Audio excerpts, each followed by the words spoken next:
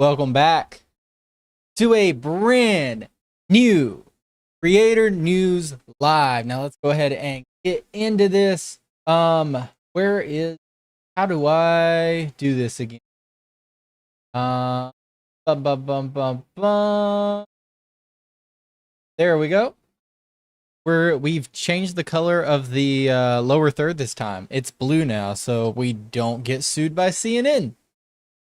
But what's going on, everybody? My name is Devin Street, and welcome back to a brand new Creator News Live, where we cover news, the drama, the controversy of all the content creators out there, whether you're a YouTuber, a streamer, a TikToker, or somewhere in between. My name is Devin Street. I have been covering YouTube now for, I believe, over 8 years. The channel just had near its eight-year birthday. Obviously, I haven't uploaded that entire time.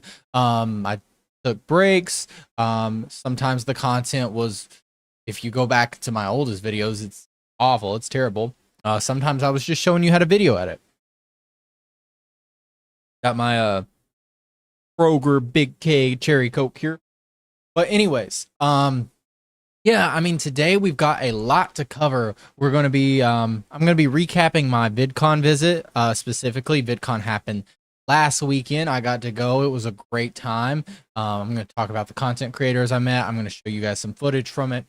As well as we're going to be covering the Ethan Klein lawsuit against some smaller creators in what might be, some people are calling it sexist. Some are even throwing out racist now with some new additions to the lawsuit. I say it's hypocritical. And I don't think it's going to, I simply just don't, as long as the smaller creators can get some new lawyers, which I'm sure like the creator community fund them, I don't think Ethan's winning this lawsuit.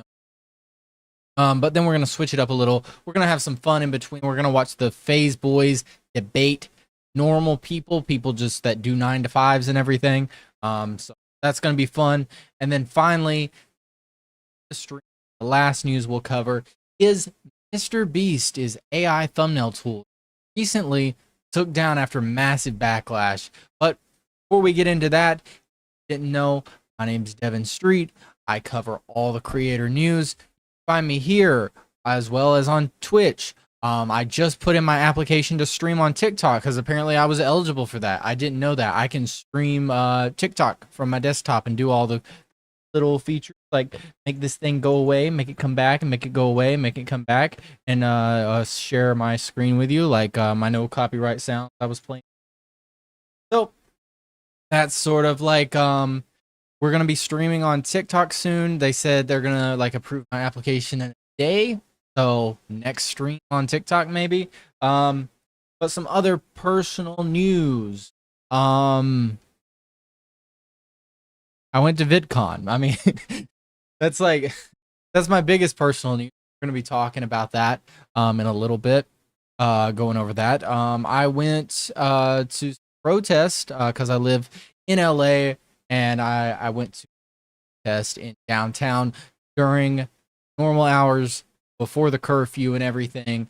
I was extremely peaceful. I'm not the person to get violent or do anything crazy. So I just went. I was peaceful. I had my little sign with my Bible verse, smiling and everything, and I got shot at. So it's like, what are you gonna do? You can't win in the world. Besides that, any other personal? Oh, so apparently I've had a massive data breach. All my passwords got leaked somehow, so I had to change everything. But there was a couple of victims along the way. The first was my university alumni email. So I went to the University of North Carolina, Chapel Hill, and I got a notification that somebody, I believe like Michigan, trying to log into my email, and somehow there was nothing in there because like I claimed my email name and then I just don't use it except for maybe like a couple like promote, because like sometimes they give out like college student discounts on different things, and as long as you have a .edu address you get that discount. So basically that was the only thing I was using that email. And no logins or anything, no access to anything else. So someone got a hold of that. Luckily, my university was able to get that back to me. So email hack retained, got back that. Other two things that were hacked that is very disappointing. My Reddit, somehow someone got into my Reddit of like 8 or 9 years, and with some actual pretty important post on it. I'm not gonna lie. Like I have some history on that specific. Actually, I'm gonna raise my chair 1 second. I have some history on that Reddit account, and I used just my regular name on it. You know, I didn't even like. I wasn't like an anonymous Redditor or anything. I just used my government name on my Reddit account and didn't feel I felt comfortable just posting whatever with that name. And someone hacked that and the account ended up getting banned. I don't know what they did in that time of seizing my account and it getting banned. So that's gone. I've reached out to Reddit about it. They haven't said anything. So I don't really know. Luna? What do you eat? Luna. Luna. How did you get one of those? How did you get one of those? Okay. Okay, you don't need to come hug me and apologize. Every time I get like a little upset with her, like I just tell her no or something, she like cuddles up and apologizes. Then I gotta take that. Hold on. Give me 1 second.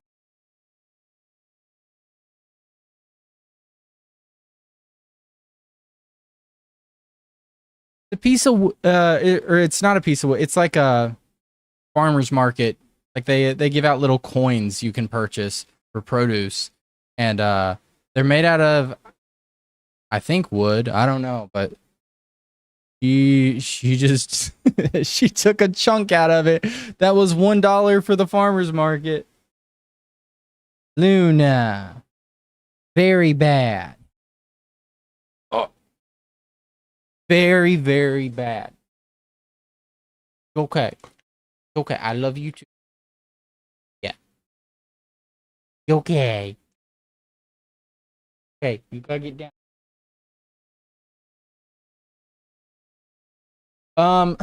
What was I talking about? My Reddit. Yep, my Reddit's gone.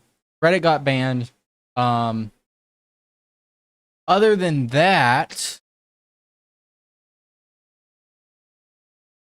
what was the last thing that got? Okay, my university email got hacked. My Reddit got hacked. Oh yeah, TikTok.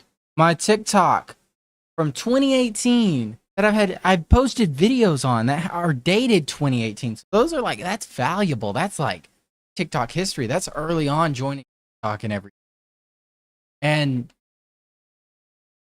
I don't know what happened. I tried logging in, or I just tried opening the app. I didn't even try logging in. I was already logged in. I tried opening the app on my TikTok and, you know, banned, right? Like, I don't know what to do about it. Like I submitted a ban appeal, but they didn't even send me a confirmation of my appeal or anything. And I think I've heard it's hard to get your TikTok account back after they ban it. So that TikTok account might be gone. Yeah, I know the username's still down here in the lower third. That's not my username now. So it's Devin Street Clips now on TikTok. It's a old TikTok account I used to use for a different reason, for a different business thing. It's got like 22,000 followers, which is a lot more than my account that got banned. But I was just like, you know, I'll just use that account, right? You know, no harm, no foul in using an account that's got more followers. And the videos actually seem to be doing pretty well, actually. Let me pull it up right here. .com. Oops. I think that is not how you. What does TikTok require as like a? Oh. Okay, so this is my new TikTok account, Devin Street clips. You can go follow it, check it out. Video's doing okay so far. A couple thousand views on these first few uploads, so not bad. I'm not stuck in 3 jail on the account, which is good, decent. And also another thing we did is there's devinstreet.com. I waited years and years for the owner of this domain, who I still don't know, that they were trying to blackmail me, my own website domain, devinstreet.com. They were trying to make me buy it for like $1,000 or something at the time, and I was like, no, screw you. I'll just use devinstreet.net. I bought devinstreet.net for like $60. Used that for years. Then after like 8 years of trying to get this domain, someone finally just let it expire. So now this is my domain, right? So here it is. You can go to devinstreet.com to get all my socials, Instagram, YouTube, TikTok, whatever you need. I'm gonna like update this more over time. This is a custom little link tree I built, so I can mess around with it more, play with it more. So I'm not like paying for it or anything. Just, you know, it's just my account. So that's that.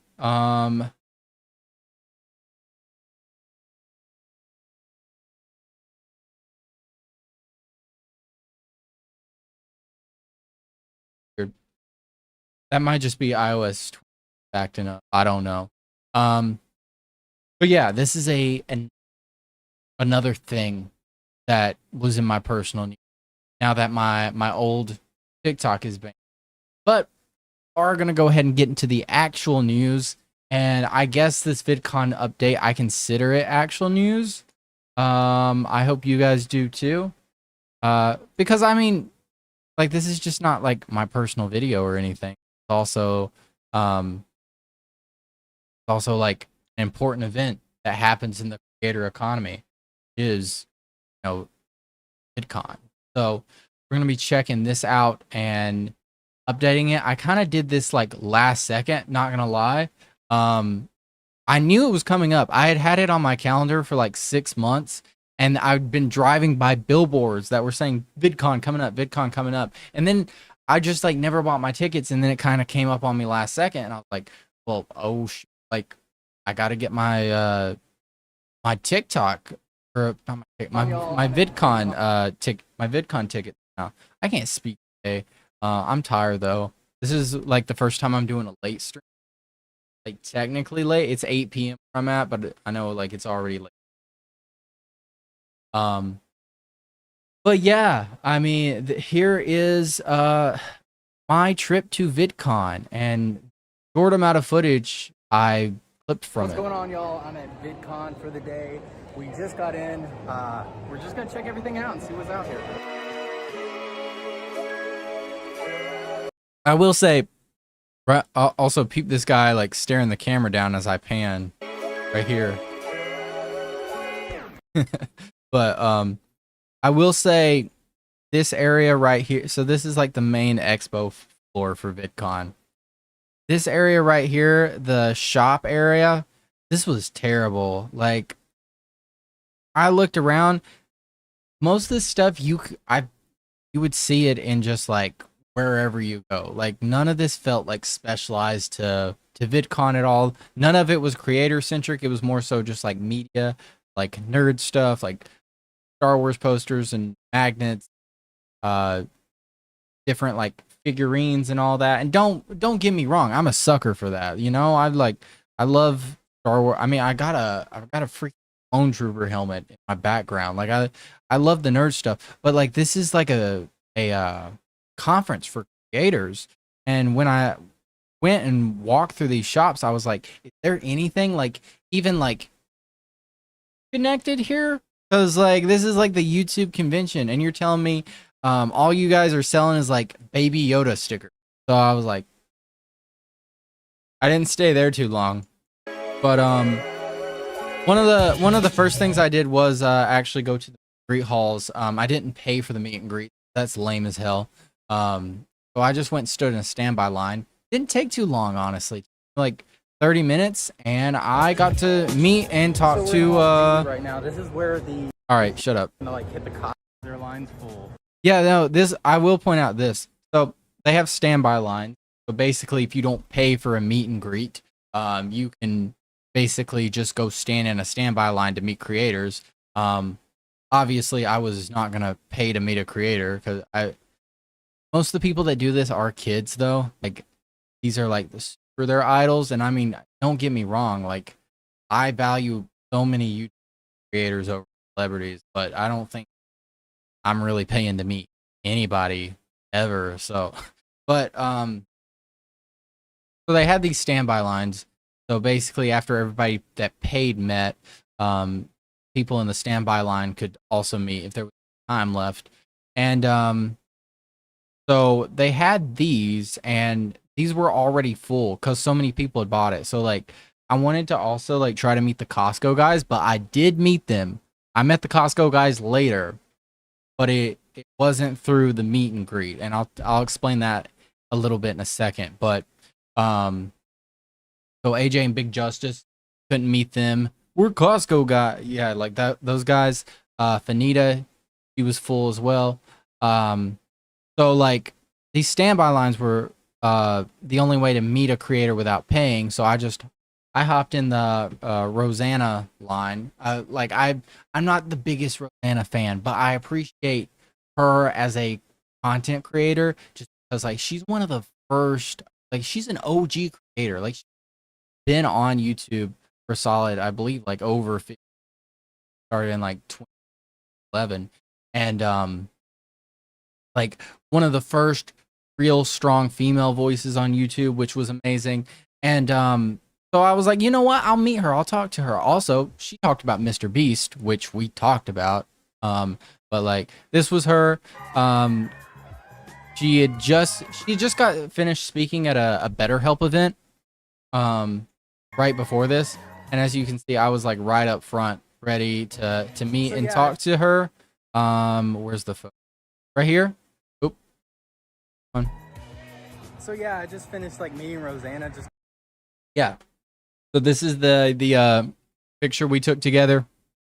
I got to like talk to her for a little bit. Actually, it's not just like you go and like grab a photo with whatever. Like I got to chat with her, and I was telling her like, oh, like thank you so much for like speaking up for the smaller voice, especially like with bigger YouTubers who take advantage of people in a lot of ways. Because she spoke up a lot about MrBeast issues and everything. She was one of the first people to come out far before any of the later controversies involving like Chris or any of the management or just like the overall work environment. She came out far before that and got so much backlash. So I appreciate Rosanna so much for speaking out against MrBeast, and I told her that. We had a little bit of a discussion. She was asking me like, oh, what are you doing? Everything. I was explaining it. So yeah, I mean, it's pretty cool to see somebody that's been so long that just has like she does cooking. And like I don't get me wrong, I'm a chef, but I don't really watch cooking videos like that, especially. So to be able to talk about just like the overall creator economy, making like standing up for small creators and them they get taken advantage of by people like Mr. is a really special thing. So like, and I will say also, she's like the nicest person. Like 100%. She was so kind, not just to me, but everybody else she talked to. Just like super sweet, super, especially for someone that's had like YouTube fame for so long. She just like literally just used it for good. Like she's one of the nicest in the world. And now I'm now number one Rosanna stan because of it. I really loved her. But yeah, I mean, this was what I was talking about with the shops and everything. Actually, I'll just mute this and talk over it. But they just had like stickers and stuff, like the Boo Boo stuff. So coming over here away from the shops where these exhibits were, was a bit cooler of a thing to do. And by the way, like I'm showing this line right now that's painting across. you'd think, oh, are they waiting in line to meet a creator or something? This was for Dreams merch. This was quite literally, people stood in this long ass line just because they wanted to buy a hoodie with like Dreams smiley face on it. It's insane. Also, just the amount of people there specifically only for Dream was scary. Like, that thing is a cult. There are so many people there just for Dream. And what I also kind of realized about VidCon, I guess it was kind of maybe different back in the day. But it seems like it's very, very like geared towards kids now. Even I went to I literally went to a event at VidCon that was 18 plus only, serving alcoholic drinks and everything, and it still felt like I was at a convention for kids because there was tons of kids that were like 9 years old or something in the crowd at the 18 plus event. It was pretty crazy. But yeah, like YouTube Shorts was here. They had a nice little setup. Also, like, the quality on this video is ass. I can't believe I should have brought like my professional camera. I shot this all on iPhone, exported it, and just like it wasn't working. TikTok was there trying to get people to sign up. Jesser had a like basketball family feud show there. It was like a day before he did his big basketball game. Also at the convention center. Did that on the final day of the convention. So yeah, I mean that was all fun. Disney Plus and a couple other companies were there giving out stuff. Went up to this vending machine, get like these Disney pins with all these different things. So they had like Sweet Life of Zack and Cody, Proud Family, Phineas and Ferb, all that cool stuff I grew up with. Love seeing that. But yeah, then I went to this VidCon After Dark event, and I showed up so late to this event. Like the entire thing was already so full, and I get there and I'm like, "Hey, is like there any available seats left for one person?" And they said, "Come down here." They take me all the way down to the very front and sit me down, and I turn to my right, and who's there? It's the Costco guys. Look, I just like, I sit down. They're like, oh, there's one seat right at the front. I sit down and I look to my right, and the Costco guys are right there. And then they hand him a mic, and he goes like, double chunk chocolate cookie. Can I get 5 big booms? And then the entire crowd is going nuts. They're going boom, boom. I'm not joking. They did this so many times. They did this little bit. Well, let me play it for you. But they did this so many times.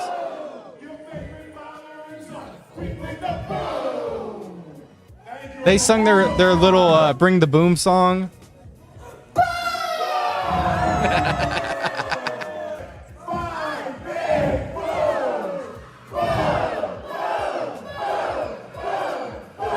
I felt like a 10-year-old at this thing, and I loved it.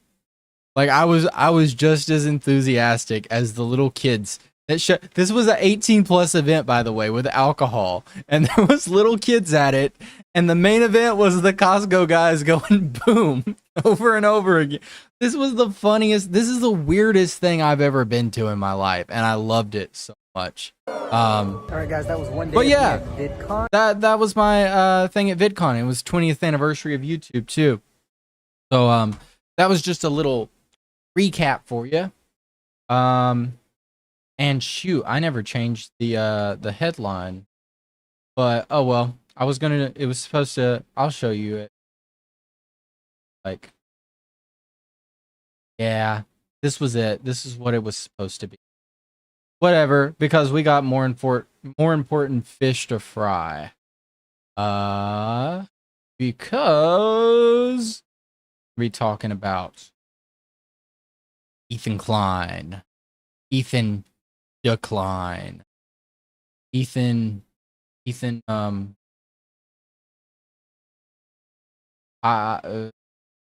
What other play on word? I was trying to do a play on with the IDF, but Ethan. Hi there. My name. Mr. Ethan, my wife is a terrorist. Okay, bro, Klein. But yeah. Oh wait, we do have some people in chat. 3 people Ethan is suing. It doesn't look great for them. I wonder if they'll rat out the CPS caller, Reddit mods, or who's. I mean, oh yeah, thanks for the compliment about the room. But I mean, when it comes, like, I don't think they know, to be honest with you. I don't think that the people Ethan is suing, they don't know anything about this CPS caller or anything. They might encourage it because they want to see like Ethan suffer in some way. But I mean, even like Hassan doesn't like want to see go through that, right? Because Hassan has said multiple times that he does not condone the CPS stuff, that whoever did it is like messed up in the head and everything. And I also agree with that there's no reason to get the kids involved. I mean, there is evidence that Ethan is maybe putting his kids in a little bit of danger. I don't know how good of a parent he is. I'm not going to judge that. But I think calling CPS over any of this is obviously uncalled for, and some people are always just going to take it too far with content creators. Like, there's things that go on behind the scenes with every content creator. I mean, I even personally know it. I've experienced stalking, ironically, and it's not a fun thing. It's very, very scary when it starts becoming something that it's not just online affecting your physical life. It's someone showing up at your door or something like that. Or in Ethan's case, it's CPS showing up at your door. And like, I never condone any of that. Like, if you got beef with someone, just make good content about each other, and the public will decide who's right and who's wrong. Which is something Ethan's not doing in this video, by the way. Because I'll just be honest, I think Ethan's kind of washed. He made like the content. The only people that were really like agreeing with him were people that were just either diehard H3 stands or people who used to be against Ethan, like Keemstar and stuff, and people who are just drama hungry. And it's like the public opinion for normal people was like, this is like a weird video and everything. So, and just a massive crash out that's been on for like over a year now. So it's like, yeah, I mean, I don't think, going back to the chatter, I truly don't believe that any of these YouTubers have any involvement. Yes, call. I think that's someone that took their parasocial hate a little too far, and definitely not somebody that sent the skulls. Like, come on, like, these people are content creators that put their face on the internet. Let's be very, very honest with ourselves. These people are not gonna be the same people that are doing like schizo stuff. Even Ethan having like his own episode, for the most part so far, has only made just a bunch of content about it, right? And now he's doing like legal action, which everyone's kind of looking at that and being like, oh, that's crazy. Every other content creator is not going to do stuff like yes, or send human skulls to house. Like, that's some like hyper obsessed parasocial skit that's doing that stuff. So yeah, I mean, I don't think that any of that like, you're trying to say like there's like a plea deal or something. Like, these creators didn't do anything. These creators are just directly opposed to Ethan's worldview and viewpoint, and they called it out because Ethan doesn't know what he's talking about, and they've called it out the whole way. And then Ethan responded with this hypocritical lawsuit. But I will talk because I film content, by the way. So like if you're in the stream, we film YouTube videos while we do this coverage. So I take all the coverage, clip it down, post it as a YouTube. That's kind of how it works. So that whole tangent I just went off on probably won't be in there because I'll do a little intro right now, and then we will get into talking about Ethan specifically. But Ethan Klein, the person behind H3 Productions, H3 Podcast, has been on a continuous crash out for, I believe, over a year now, or 6 months, or some point. Who knows? It's going on for really, really, really time, and I thought it culminated in content nuke. I thought that was gonna be like the real last thing. Like obviously talking about it a little more after. I thought it was gonna die down after that. Finally, after the longest time, Ethan and Sean had a debate, and then Sean went and watched the whole content nuke, did a charity stream. And since then, Ethan just still, like, he's not won the public opinion. That's the big thing. Is that Ethan really wants everyone to be like, yeah, we gotta deplatform Hassan. We gotta get rid of him. And then all he sees is just Hassan collabing with everybody. I don't know what Ethan. I still don't know what Ethan's personal pettiness or like his own community turned on him when he was talking about Israel and blamed it on Hassan. I don't fully understand Ethan's mindset behind it, but what I do know is that Ethan is obsessed with Hassan and seeking some kind of like massive resolution. Either wants Hassan to say completely right, or he wants Hassan to be platformed, or everyone hate him or something. And that's just like, that's not happening. He's going on every single podcast there is, guest star. He's collabing with all these creators, and so it's just not working for Ethan. So Ethan, knowing he can't go after Hassan, will go after all the smaller creators besides him that he thinks are either connected to Hassan or working for Hassan. And he's gone after a few smaller streamers, reacted to the content news. Ironic, considering that, you know, one, Ethan's suing them, I believe, on copyright infringement. And he is the man that solidified fair use work, by the way. After he was the person that reacted to everybody's video years and years. But beyond that, Ethan was wanting everybody to watch this content, begging for people to react to it.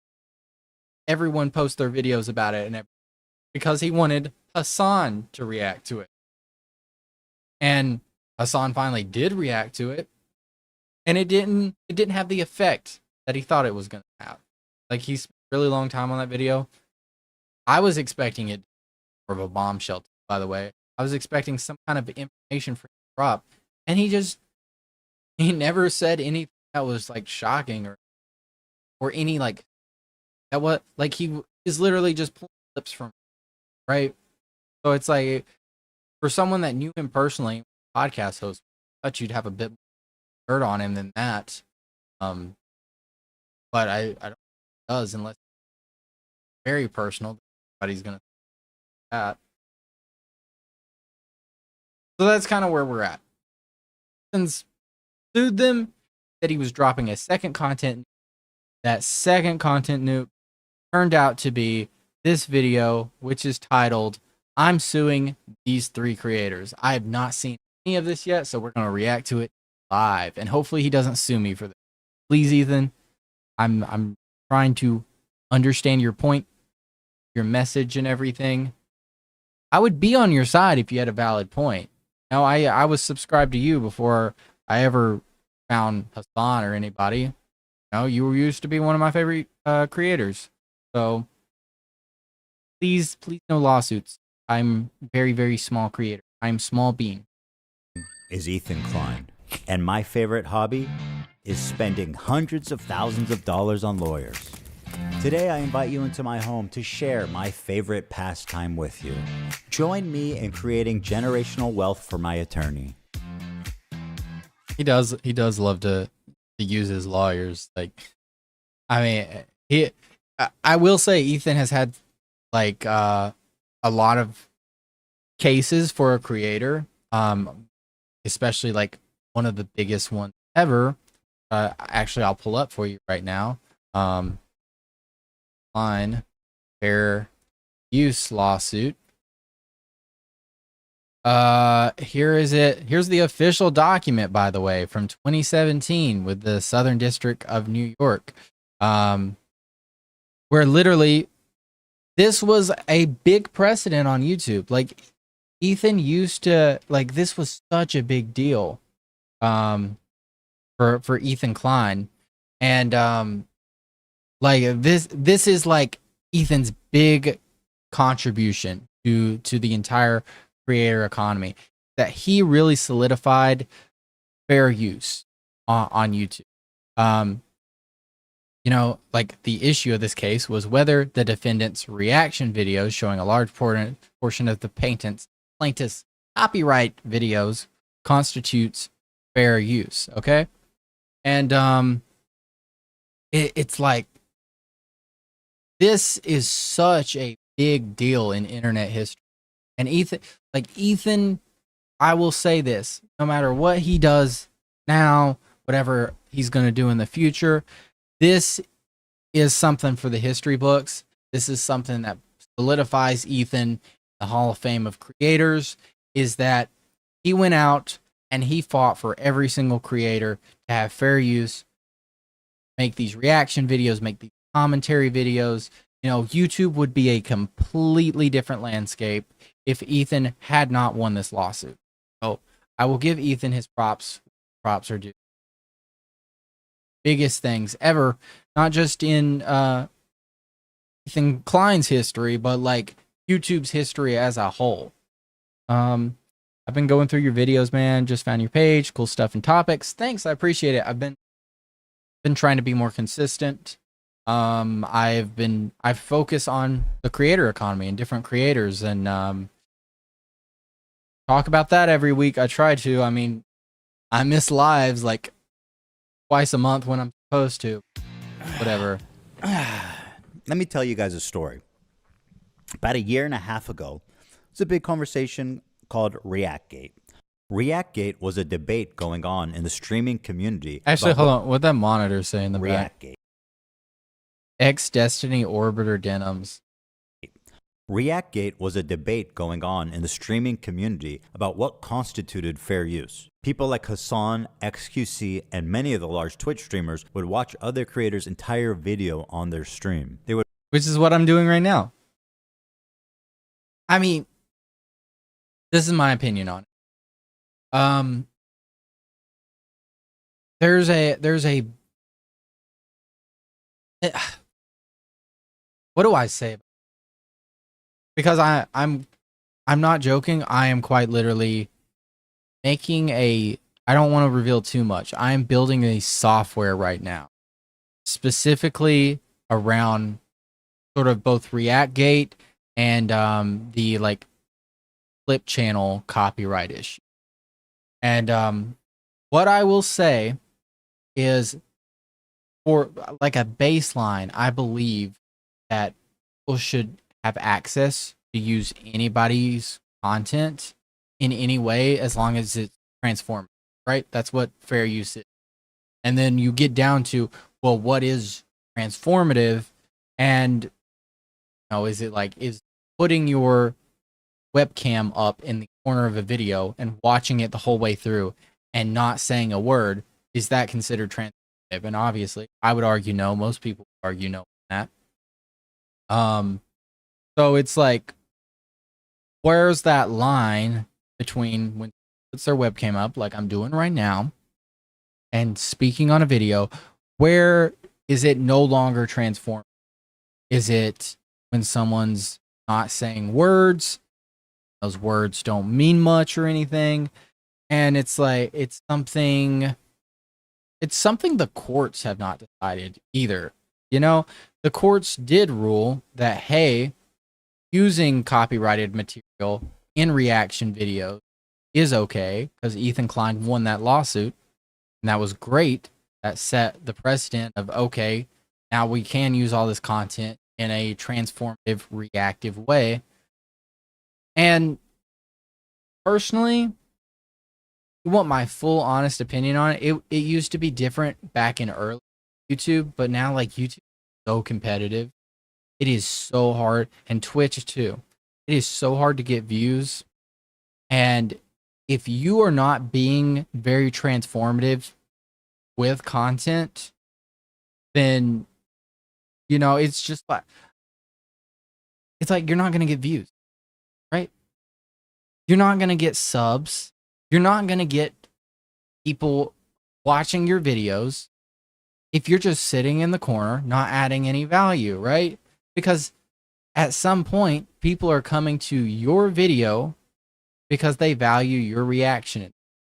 Now, I've seen people like Hassan, like there's the chair meme with Hassan where he's literally got up and left. I'm not even going to lie. I do that at a higher rate than Hassan. I have a small bladder, and I get up a lot while videos are playing, and I go pee. And the reality is, when you're doing a long stream, you're doing several hours of streaming, you're going to get that. That's just going to be in there. You need some kind of break, right? And obviously, you can't just pause the stream and all your viewers are going to leave. So I understand that sometimes there's going to be breaks where a video is just playing, the person is not there. And man, we're 42 seconds into the video and I'm already going on a rant about all the free. But I will say I do understand when creators, especially smaller ones, not Ethan, but smaller creators, don't want a larger creator viewing their video, especially like right off the bat, because it hinders the views that their video would. Like, I experienced this recently. I made a video on Ludwig. Ludwig reacted to it on his stream. Ludwig's, I don't know where it's even at now. Take a look at. All right. Ludwig from video game.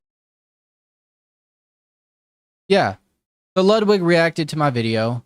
He got 164,000 views. And my video got like 3,000 views. And I will say, he did this very early on. He reacted to this video quite early upon me posting it. I believe like within 48 hours. However, I took a look at it, and to be honest, the video already kind of falling off by the time he was reacting to it. On top of that, most of the views, like Ludwig reacted to it on stream, it didn't affect my views really in any way. My video just continued to go down on the same pace before he had reacted to it. But then what happened is that he posted the video and he linked my video in the description, and then I got a big spike in views again. It kind of like, it revived the video by him watching it. So that was a big deal for me. And I think, in my opinion, if anybody wants to react to my videos or use my content, I would want them to just link it, right? That's the minimum, or actually that's really the only thing I would want them to do. If you can watch my videos, you can clip my videos, do it however you want. Just link to my content, and no, don't use my stuff for like nefarious reasons. Especially with like AI going around. Like, I don't want my video trained for somebody's AI bot or something. Those are my two rules. So that's why I'm building a software right now to help people because every creator is different. So I'm building the software right now. So each creator will have their own rules of what their video can be. Right? Can it be used for, can I make an entire clip channel from just your, can I react to your videos? What is required of me when I react to your videos? Create that set of rules that the creator or streamer has to agree to, that eventually, you know, ends up being like a non-disputable thing, like a contract, basically. Sign an agreement you sign with each other.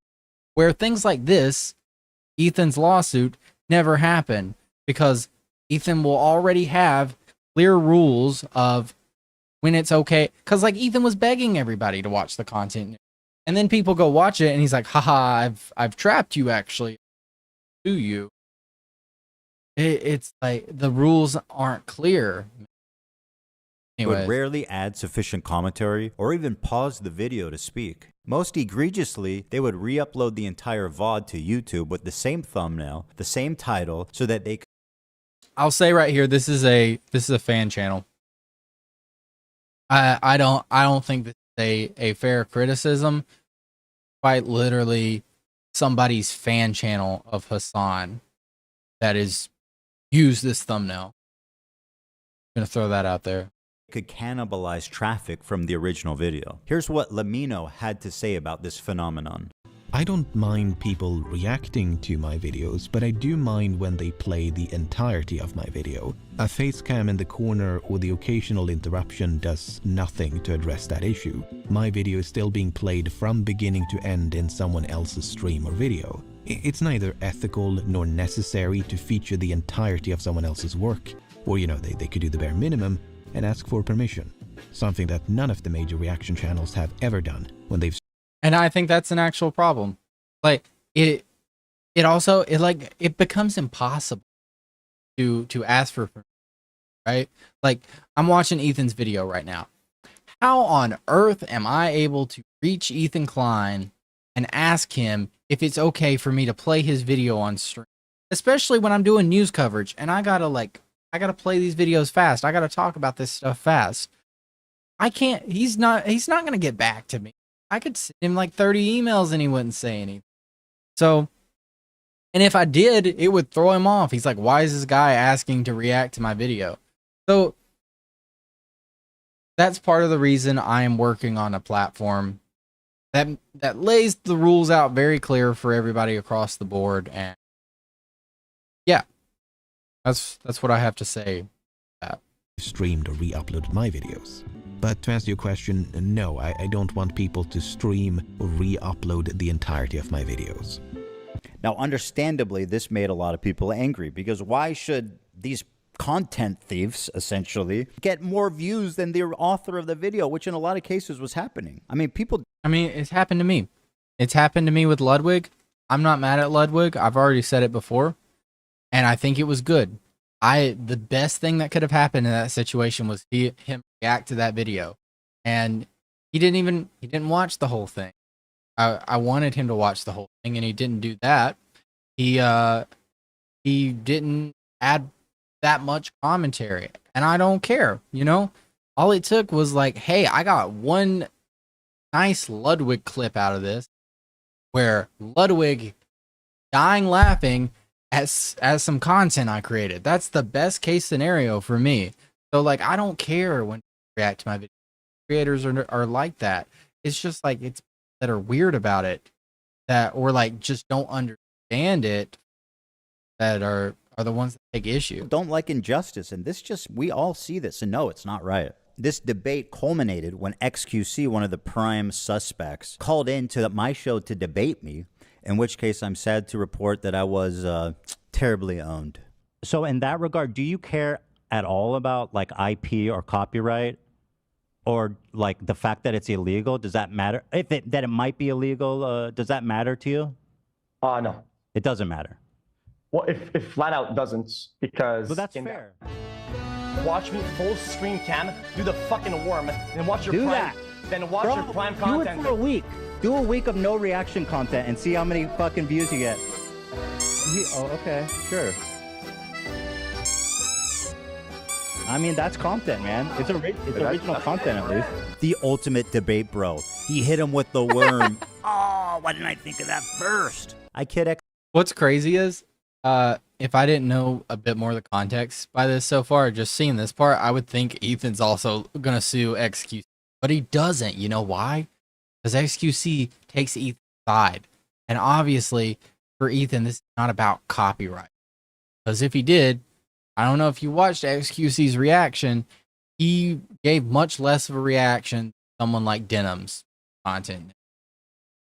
But yeah, I mean, XQC's just, I don't know about him, man. It's just like, I've always wanted to like him. You know, he gets a lot of views. A lot of people seem to be into him. But it's just like, he's very openly a massive grifter. Constantly, you know, seeking. I have no problem when he plays video games.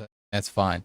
But he's a dude that's constantly just seeking what's the way I can get the most views and make the most money, right? XQC, but he is not the one I'm There's suing. no passion. Despite my criticism, he's not a malicious infringer. But the ones I am suing, you'll see, are much, much worse. Now, ironically, after this debate and in the wake of this large conversation, the problem seems to have only gotten worse. You have people like Hassan Piker paving the way of fair use with what's known as chair reacts, when Hassan gets up to go to the bathroom, or to eat, or to talk to his mom, or to do whatever, disappears for an extended period of time. And I think that's normal.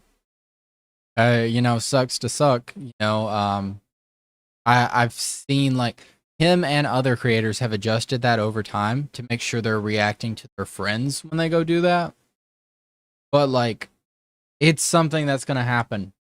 I mean, Ethan's not gonna call him out when Hassan gets up to go use the bathroom when watching CNN, right?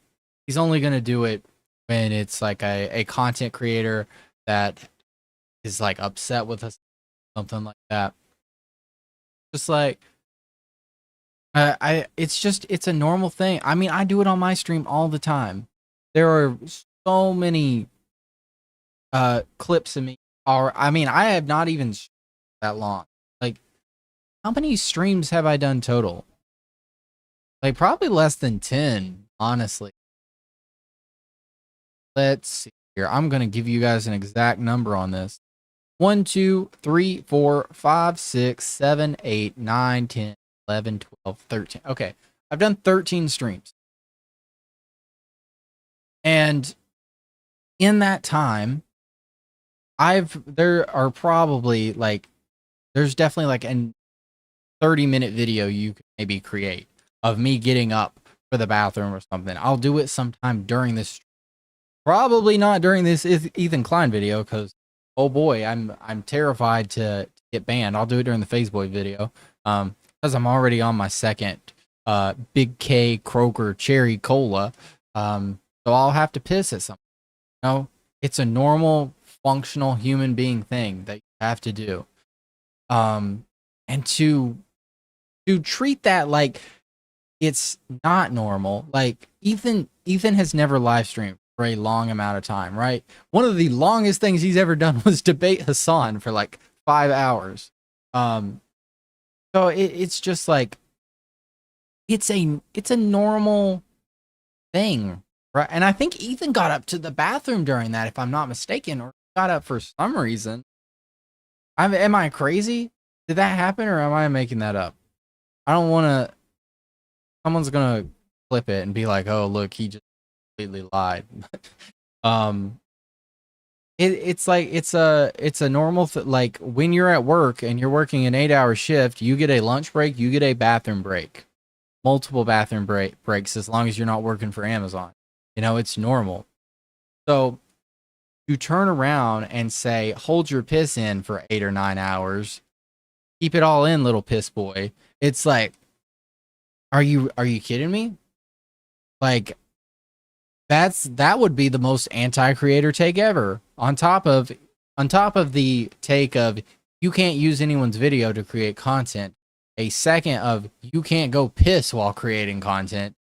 it's like it's just an anti-creator stance, right? And leaves the video playing for his chair. Mr. Chair, they call it. IDF had warned people to leave the area around the Oh wow, he actually did use news coverage. Actually, interesting. He didn't use someone's con. Like I don't get the problem with this. The chat's got it. Like there's how many people are in here? 42,000 people are watching Hassan's stream right here. Do you think him changing to like a waiting screen while he goes and takes a piss is not going to affect that viewer number at all? And also, like, chat is going to want to continue to watch the news, right? I'm like, I watch Hassan all the time, and when he leaves, the news is still playing. I still get to be informed. And actually, even chat gets to have a discussion still and talk about things as a community. So I don't get the problem with this. Unless you're a creator that just wants to slap across your video, do not react to this in any way. I feel very uncomfortable. Then in any other circumstance, there's no problem with it. main airport in Sana. Then this.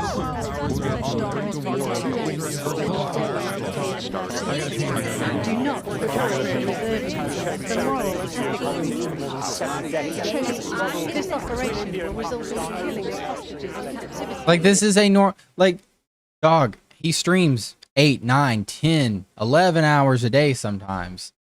You don't think he can't go piss?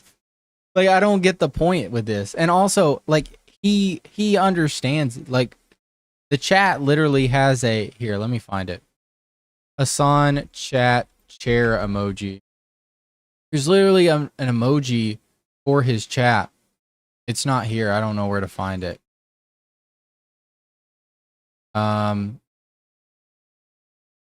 don't know where to find it, but it's like when he, maybe it'll show up in the video, but when he leaves, there he has made a custom Hassan chair emoji for the chat when they use it. Like, like I guess someone who doesn't watch streams may be like, oh wow, why is he doing that? But if you sat any normal human being down and said, hey, if someone's going to stream for 8, 9, 10 hours a day, do you think they're allowed to get up and use the bathroom, or should they piss in a diaper? Every normal human being is going to be like, it's okay for them to get up and take a piss. Well, I've been thinking. And it was in this setting that I formulated an idea. What if I could make a long-form, irresistible piece of content that I knew that these streamers couldn't resist? They couldn't avoid the temptation of watching it the second it was published. I don't have an issue with them. It's not that I wanted these people to steal my video. It's that I knew they would. I knew they would. That's just entrapment, dog.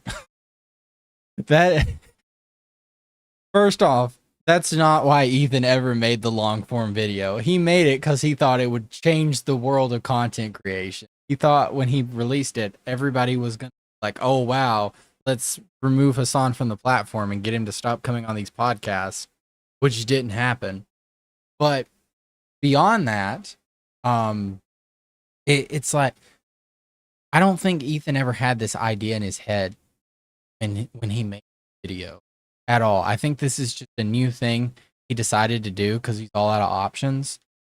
And even then, like admitting like, hey, like I didn't make a video for like my audience to enjoy or any of that. The sole purpose of this video was to trap people in a lawsuit. Like that's weird on its own, dog. Like that. Really? Also, it's like you wanted people to react to this, by the way. You kept begging people to react to this. So, and there's also a quick workaround to this, by the way, too. That a instant lawsuit is not going to fix, right? Because usually before this, in a normal copyright world on YouTube, when you use like copyrighted music or sometimes they'll just say, hey, the owner of the copyrighted material has claimed your video. You can get them to remove this claim by just simply editing that out, editing the song out, clipping the part of the video out, and then they have to remove it. It's many steps before you get to a lawsuit. So Ethan is being very disingenuous, jumping straight to lawsuit there too. Because if his problem is, if he he doesn't genuinely care, this is all nefarious, right?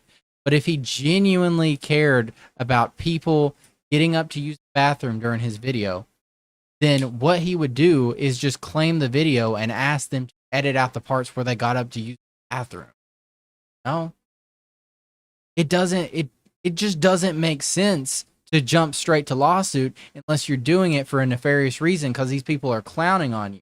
Because I 100% bet you I can go watch XQC's reaction right now, and XQC 100% got up sometime during watching Ethan's content news. I got up multiple times watching Ethan's content news because it was so freaking long. So it's just like, watch the entire video, shitty. add little to no commentary, react to it instantly, giving them no time to form an opinion. The trap was set, and it worked even better than I imagined. This is entrapment, by the way. There's a term for this. It's called entrapment. You're specifically setting up someone to do a crime when they wouldn't have done it otherwise. It's usually by police officers, but it can be used in any case, in any situation. And basically, it makes the likelihood of your case getting thrown out way higher. And Ethan is straight up admitting to entrapment here. He's literally saying, I set a trap. Like, I bet Venom Rogan's lawyers are looking at this and salivating, knowing that Ethan said that on video. We captured pretty much every large streamer reacting to it in its entirety immediately after it was published. Now, the thing is, there were a few people that went above and beyond to commit copyright infringement. For example, Denim sits here silently with nearly 50. Like, simply put, like, before we continue into whatever clips he's going to clip out of context for these people. By the way, you could easily, just now, with the 4 minutes of this video I watched, there's definitely parts you could clip of me staring blankly at the screen, actually watching the video so I can respond in the right way and give you my expertise, because I'm the one that knows all the stuff about the creator economy and can give you all these facts that otherwise, if I just made a video instead of going live to describe everything in real time, you wouldn't get all this stuff. But I'm not, you know what? I'm just going to keep watching because this stuff irritates me because it's very anti-creator. It's very nefarious. It's him abusing systems for just his own personal gain, for his ego. There are plenty of more people he could have went after with a lawsuit in this situation that he didn't, because they're on his side. It's the people that know their stuff that already disagree with Ethan after. Who knows? Maybe he'll go after me too. I'm pretty tiny, so I don't know if he'll ever find my stream. But if I did get enough viewers, if I was pulling Denna numbers, he would 100% have hit me with a lawsuit as well. 50,000 live viewers. That's 30 times her regular viewership. She's working directly with the Snark subreddit moderators to siphon views, and their intentions couldn't be clearer. Here's an excerpt from a sticky. Here's a list of creators who've supported our sub either by engaging with us directly or reciting our post in critique of H3. I mean, I'm not a fan of the Snark channel, but I could 100% talk about it. I think the only person that's smart enough to not do this is Hassan. But let's see. On Mike from PA, Dennis, John the Black. I mean, John the Black, excellent creator. I don't understand, like, that doesn't mean he's running the subreddit or like funding it, or he tries to frame it like they're like members of a terrorist group or something. He'd post from the Snark subreddit. Hey everyone, we've seen a lot of comments about wanting to watch the nuke without showing support for H3. Here's a list of creators who've supported our sub, either by engaging with us directly or citing our post in their critique of H3. Here they're offering these streamers as market substitutes for my work. This is the cardinal sin of copyright infringement. The Snark subreddit has been a freak. This is good, but this is good for a lawsuit. I'm not saying this is a good argument. It's a dumb argument by Ethan, but this is good specifically for the legal aspect of it. There's no way that you're going to possibly be able to connect like any of these creators to being people who run the Snark bait. But by using that exact wording of being able to watch it without supporting Ethan, that is technically, like, that's like the definition of, you know, like pirating a movie or pirating music. That it's a great example, because you could say the same thing about just downloading Ethan's video and distributing it to a bunch of people. They don't have to watch it directly. But it's like, has he once for a second thought about the idea of people hate me so much that they want to hear my arguments in this video without giving me a single view or any money? Like, Ethan doesn't even consider his like public perception by a majority in this.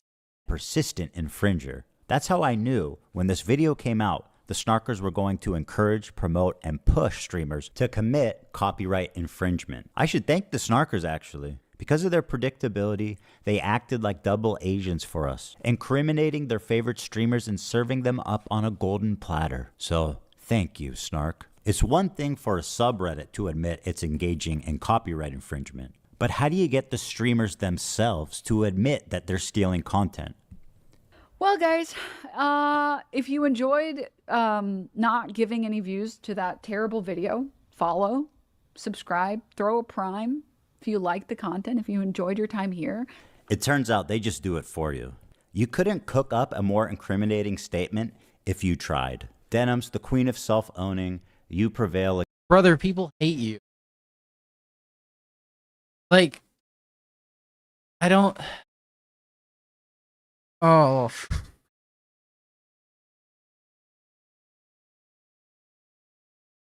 I'm in shock by Ethan's lack of self-awareness.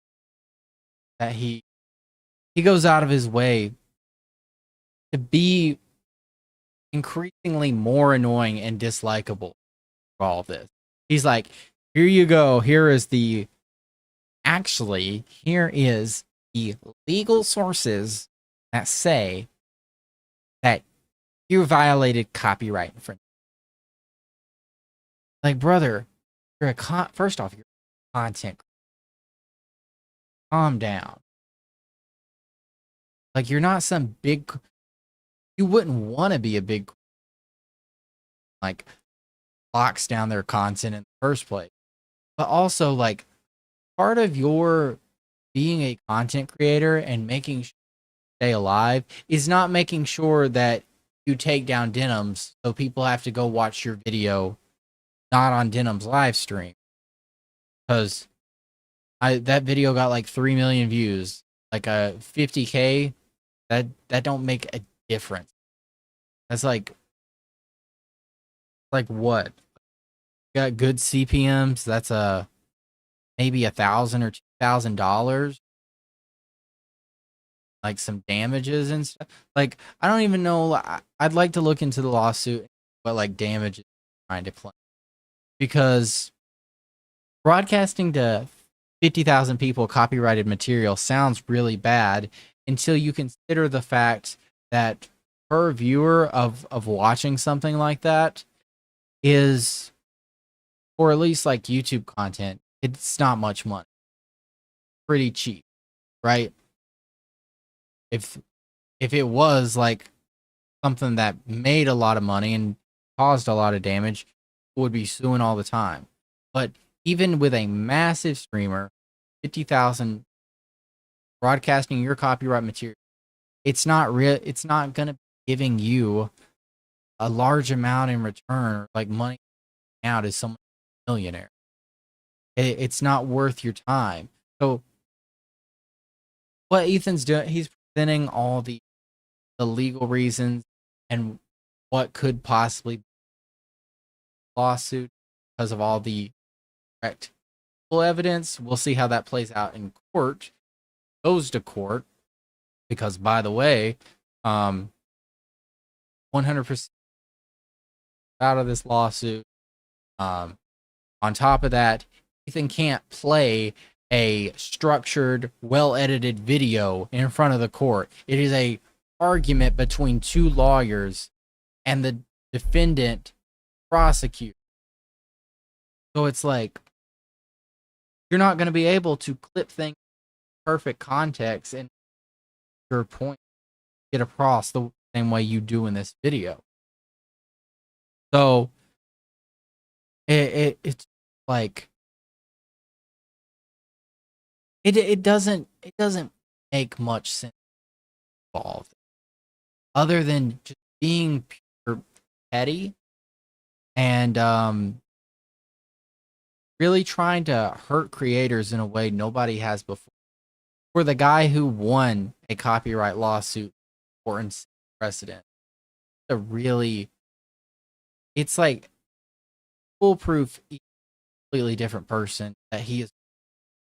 Mind that he's a terrible creator person. He is 100% a awful someone who is against others. So, I mean, with that being said, I feel like it would be much better for this, what he called like a second content. If you turned around and use this in some way to try to get people from a public stance, because just doing all this legal bullshit, it's not worth it, dog. It's not worth, like, the damages you're gonna. People are saying like, oh, get prepared for like generational debt from this lawsuit.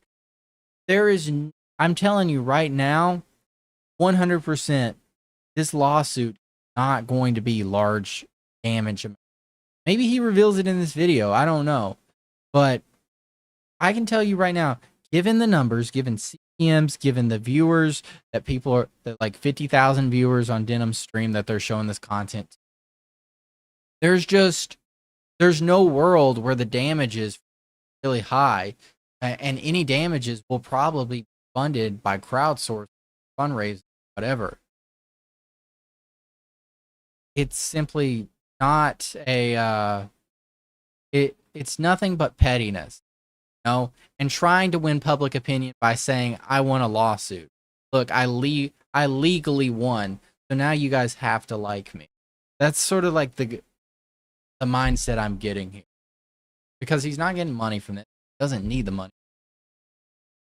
He's doing this on the sole basis of pettiness to try to silence people who criticize. Again, there's one thing about copyright you should know, is that you got to register it before you publish to be eligible for statutory damages and attorney's fees. No way he registered this. Force of a copyright infringement lawsuit. Well, I'm happy to tell you guys now. No way. Ethan Klein have registered Hassan Piker content nuke with the United States Library of Congress. He did. Some of you guys out there sweating. There's no way. Why would he do?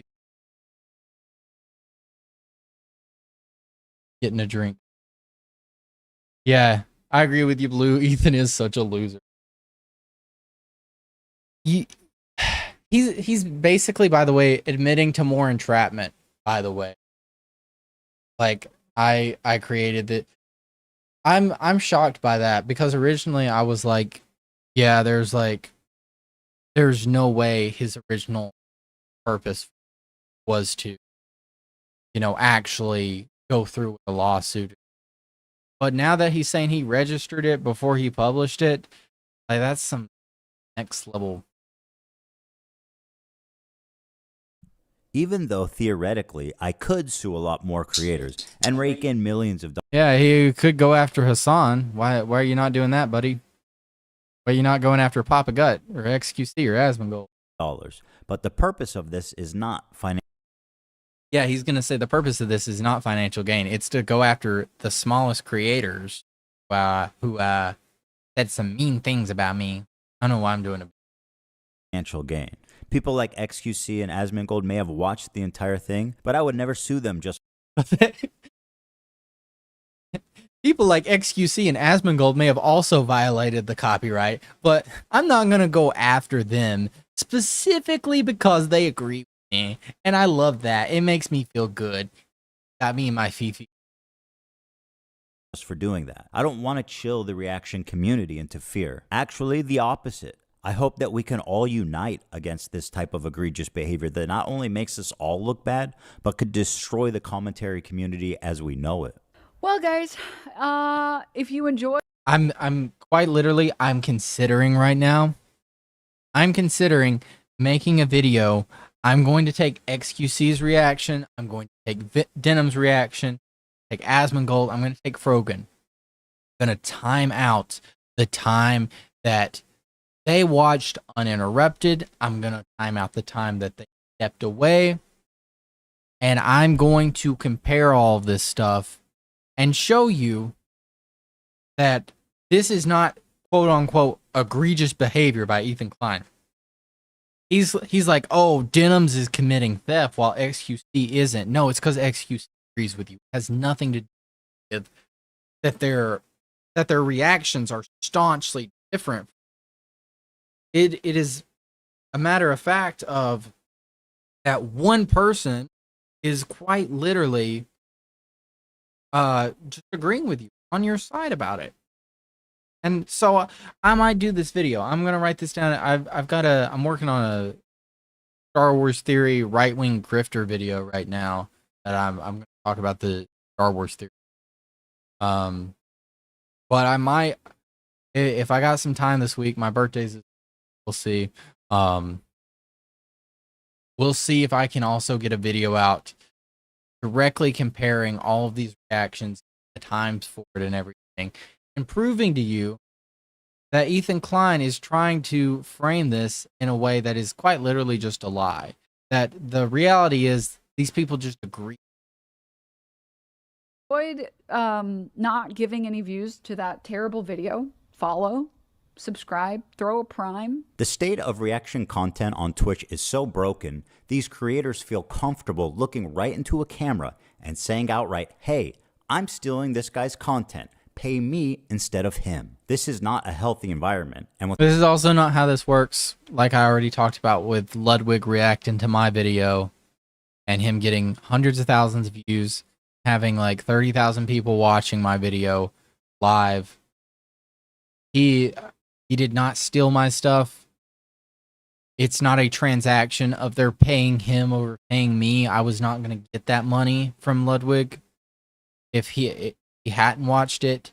I think it was more beneficial for my video that he did watch it. So that argument is out the window. with people like Hassan reacting to entire TV shows on stream, my fear is that Sony or Disney comes along, sues everybody, and sets a devastating precedent that could endanger our entire... But notice how they haven't done that. They have been well aware for the longest time. By the way, they are very aware. Specifically, Amazon Prime Video allowed you the legal right to stream MrBeast's Beast games from Amazon Video at the same time that the series came out on Prime Video. They allowed people to stream the episodes for free as reaction. So to claim these companies are not aware of this They know this is going on. They've weighed the cost benefit analysis. I don't think you understand. Like, I used to work for Disney. There are constant cost benefit analysis running of if a lawsuit is worth it, from everything from, well, actually, I won't say because I have a non-disclosure agreement with Disney, but over lots of stuff, over many different things, constantly comparing different things to decide if it's worth suing. And those companies don't do that. Why? Because it's bad for their reputation. They might even consider there are a lot of benefit with these people watching these shows and everything, especially long after they came out, like Hassan specifically reacts to like TV shows that came out 10, 15, 20 years ago that are no longer even like available or it's like doesn't second argument that doesn't really make sense. Field. Now, before I tell you who, and it's just like Ethan is constantly trying to frame it as, I am for the people. I am doing this to protect you guys. Don't worry, everybody. Ethan Klein is here with his big shield to protect the creator community. Meanwhile, I am also doing a lawsuit against fair use when I was the guy that set the precedent for fair use. Come on, dog. Come on. the 3 people I'm suing are, I just want to make it clear that they all met this very specific high bar of criteria that I set forth earlier. These people were not targeted based on their gender, their identity, their political beliefs. He noticed how it was all women. He noticed how it was all women. That he came out and said, hey, like, and also they all like share, like all these people are leftists and Ethan Klein is a conservative. So it's like that's why he also mentioned the political belief. Well, but that's a complete lie. And I'd love to see that also kind of be talking about in court. If this goes to court, like I've said, might get retracted. Honestly, I do might get retracted. So if this does go to court, I would love to see there be an argument on no, these creators were directly targeted because of this, because we took your standards and requirements for why you selected these creators, and we compared it against creators that you didn't sue, and those creators violated it too. Like I said, I might make that video about comparing Denim, Frogan, Asmongold, and XQC reactions, how much time they spent away from the camera or not commentating. All 3 are, and I'm not gonna go piss until I get the whole way through this video so Ethan doesn't sue me too. So we gotta get through 13 more minutes of me constantly talking nonstop so I could go piss. On this list. In Piss fact, girl. they're the only 3, as far as I could tell, that reacted to the full video. Drum roll, please. Who's sweating at home, guys? Casey Tron, the queen of ripping farts and bong loads. They do musicals. They're very musical people. Are you being serious? But by the way, I don't know much about Casey Tron. That's why I haven't brought her up as much compared to Denims and Frogan. I don't know much about her, but I know of her. I don't really know anything about her when it comes to that. So I won't go deep into her because I can't defend her well at all. Dog, what do you look? You think I made this? Frogan, who, bless her soul, she's still rising. Can I walk away and use the bathroom? Do I have permission? Can I use the bathroom, please? I'll leave it playing.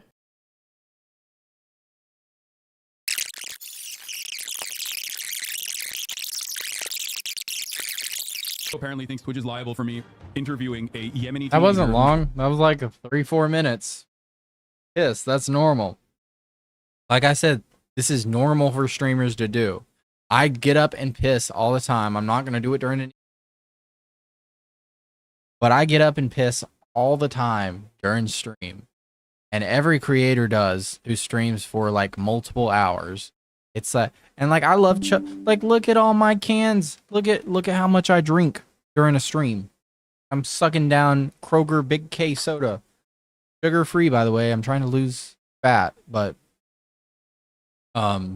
This is like a normal thing. And if everybody did this, the creator space would be chaos. And I don't think Ethan Klein understands that when he's doing this lawsuit, he's setting a new precedent, by the way.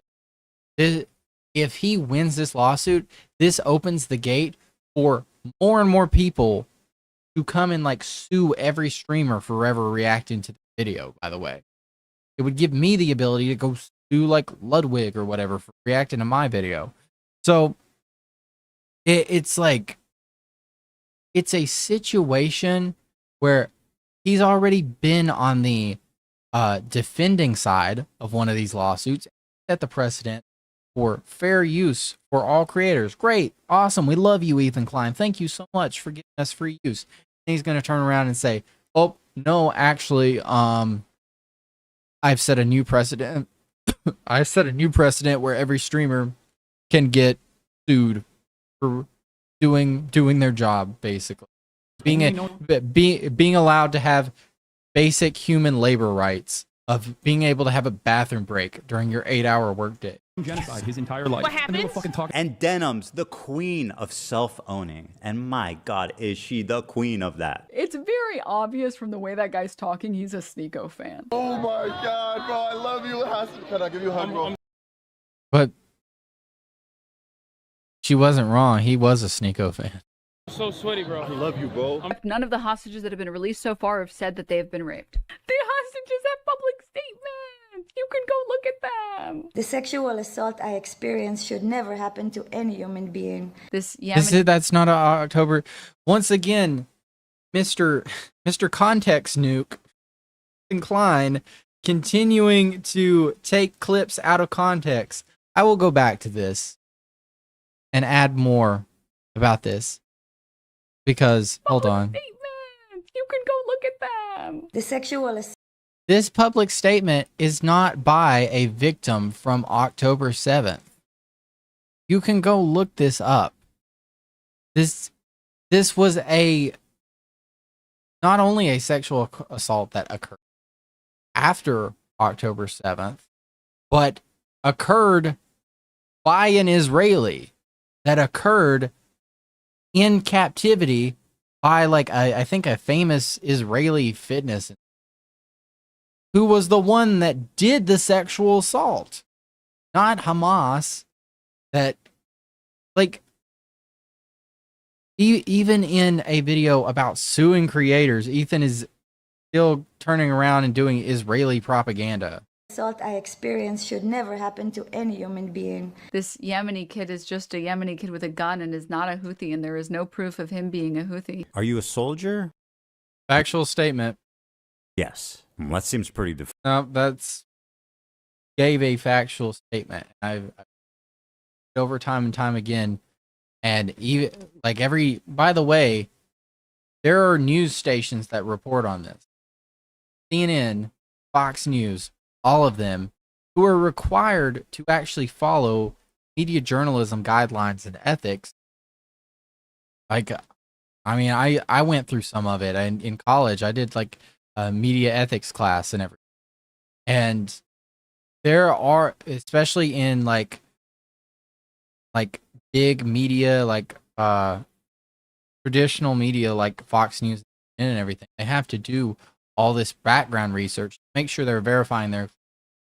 And whenever they've covered any of this, any of the Yemeni kid, they have specifically not said that he is a Houthi, because they cannot verify that either.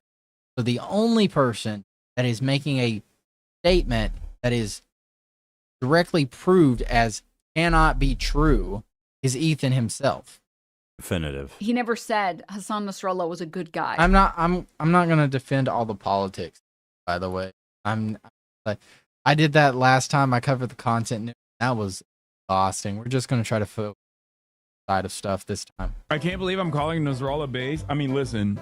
Now for the fun part. Let's take a look at the complaints, and let's start with my favorite of the three, the very own, the prestigious, the highly acclaimed, the highly analytical Casey-tron. A lot of people have been wanting to watch this. I don't actually know much about necessarily Casey-tron. Supporting Ethan Klein. So we're gonna watch it. Well, that's a really dumb thing to say, don't you think? Why are you so comfortable? We've given each complaint a clever little title, and here's Caseytron's. She smoked more than she spoke. Caseytron smokes 42 times during her reaction. Wait, is this in the what? No way. No way. This is in the see. This is proof Ethan does not actually care about this. This is all for content and all for like wanting the public to agree with him. Putting this in the lawsuit papers? That's crazy. Insane, dog. And just as a silly thought experiment, we thought, wouldn't it be funny if she spent more time smoking than she did talking? And thinking there was no way that that could be true.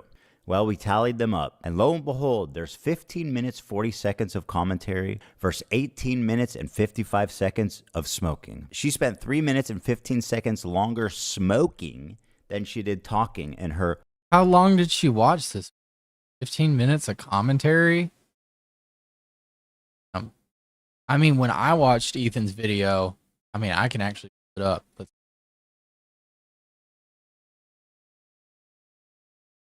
I hate when YouTube does this. Like, I have such a old channel, so my old URL was Devin Street _channel, but YouTube switched there to like usernames. So now, whenever you go to my channel, it tries to still like pull this old URL.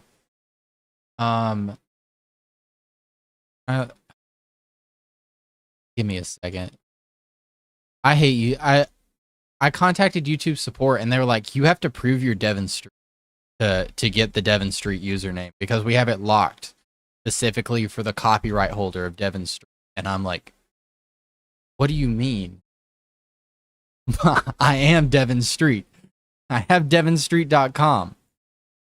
I am the YouTube channel with the most subscribers named Devin Street. give me my freaking username.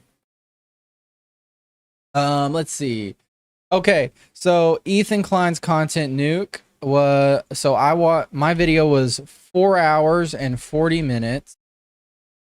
Ethan's content nuke was an hour 42. So I added 3 hours of commentary to my video. So actually, you know what? I gotta find Caseytron's reaction now, because I want to decide if I want to defend her. I don't know. She might be an egregious case of it, but that still doesn't give him the right to sue her over it. What am I searching? Caseytron reacts content. Her reaction is probably taken down right now, right? That's Denim's reaction as a re-upload, 3 hours, 5 minutes. I don't think I'm gonna be able to find it. Yeah. This thing has been completely wiped from the internet, which is fun. Love to see that. Italic. I mean, yeah, honestly. Like, and I mean, like, that's like, I think that's more of like a mental health issue, right? It's just like, especially, I think content does something to the brain, especially just being on YouTube for so long and being by so many people. It can really mess with you to begin with, especially when you have like stalkers and clout and all of this. Like you're beyond a celebrity. Like you are in the public eye even more than a celebrity. So people who already deal with mental health issues, that is only going to be like infinitely spiked by being a content creator, to where you have like these schizo crash outs either way. But I can't find Caseytron's video, so I can't see. Maybe he'll say it, but it's like 15 minutes of commentary. Did she watch the whole content nuke and only provide 15 quote-unquote commentary? reaction? And whatever talking she did was just to express how confused she was, presumably from smoking 42 times. What is happening? I'm trying to follow. I've lost the plot. The complaint continues. Indeed, Casey... Like, this is someone who it seems like they are not in the best place right now, I would say. Seems like someone that may, might have a little bit of drug addiction, might not, and may be abusing that a little bit. I mean, literally saying like so high she didn't remember watching it. So it just feels wrong to go like be someone so much infinitely bigger, a millionaire with a house in Bel Air or wherever he's at, to turn around and do this to like these small creators like this. Tron is often too obliterated to comment on the nuke, and instead stares blankly at her computer screen. In a span of 2 hours and 7 minutes, Okay. Tron smoked. Did 2 hours, 7 minutes, and 15 minutes commentary. So like it's not that great, right? And I think it has to do with her being incredibly high while streaming. I don't know how many viewers she got or whatever. But like for comparison, my reaction to Ethan's content was 4 hours and 40 minutes. So literally, I did like 3 hours of commentary from his content. That's I'm not getting sued. I'm not getting sued by Ethan. I reacted to an efficient amount. For him to not be able to frame it to the public as me violating copyright. Smokes marijuana, frequently in highly concentrated forms through vaporizers, on 42 separate occasions. At one point, Tron is so wasted that she states, quote, "What is happening? I'm trying to follow, but I've lost the plot." To give you an idea, the majority of her commentary comes down... I mean, not gonna lie, that's how I felt too, at times. That thing was exhausting to watch, dog. ...to this. I don't understand this bit that he's doing. He's read more books than you could ever imagine. Damn, she must have a lot of viewers too. You kids love anime, right? He's read more books than you could ever imagine. What is happening? I'm trying to follow. I've lost the plot.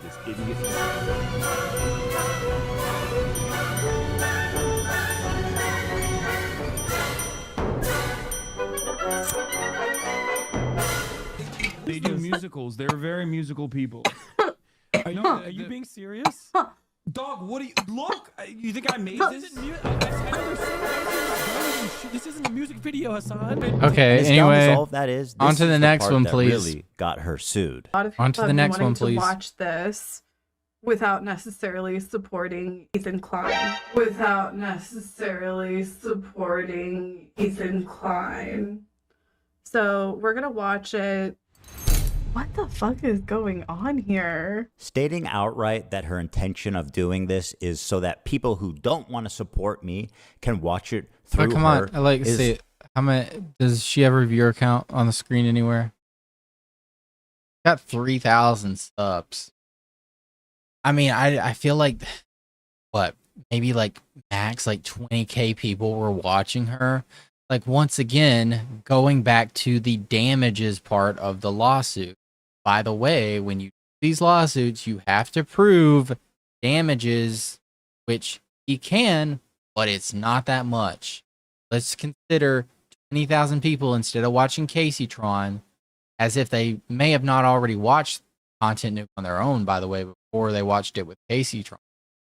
Let's say 20,000 people were stolen from Ethan's video. Watch Tron's reaction of it. So then let's say Ethan's CPM. Let's say he's a preferred creator with a high CPM. Let's say he's got a $10 CPM. He gets $10 for every 2,000 views on YouTube.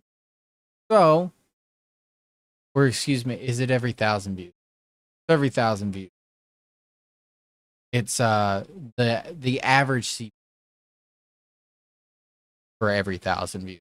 But let's say he's a preferred creator. He gets $10 for every 1,000 views. Got 20,000 people. She stole 20,000 views, right? So that estimate, then you would stealing from her like $200. It's gonna be your listed damages in a lawsuit with a high CP, by the way.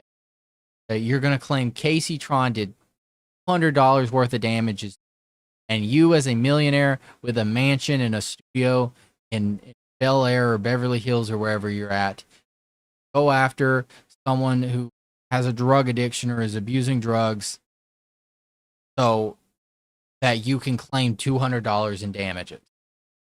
That's what he's saying, basically. That is the claim he's trying to make. But he's also at the same time trying to say, oh, I'm doing this for the self-righteousness of haters so that this horrible content doesn't happen. But dog, if you win this lawsuit, it opens up a precedent and a black hole opportunity. So many streamers get wiped with lawsuits like crazy. Why copyright infringement laws exist. You could not and should not do that.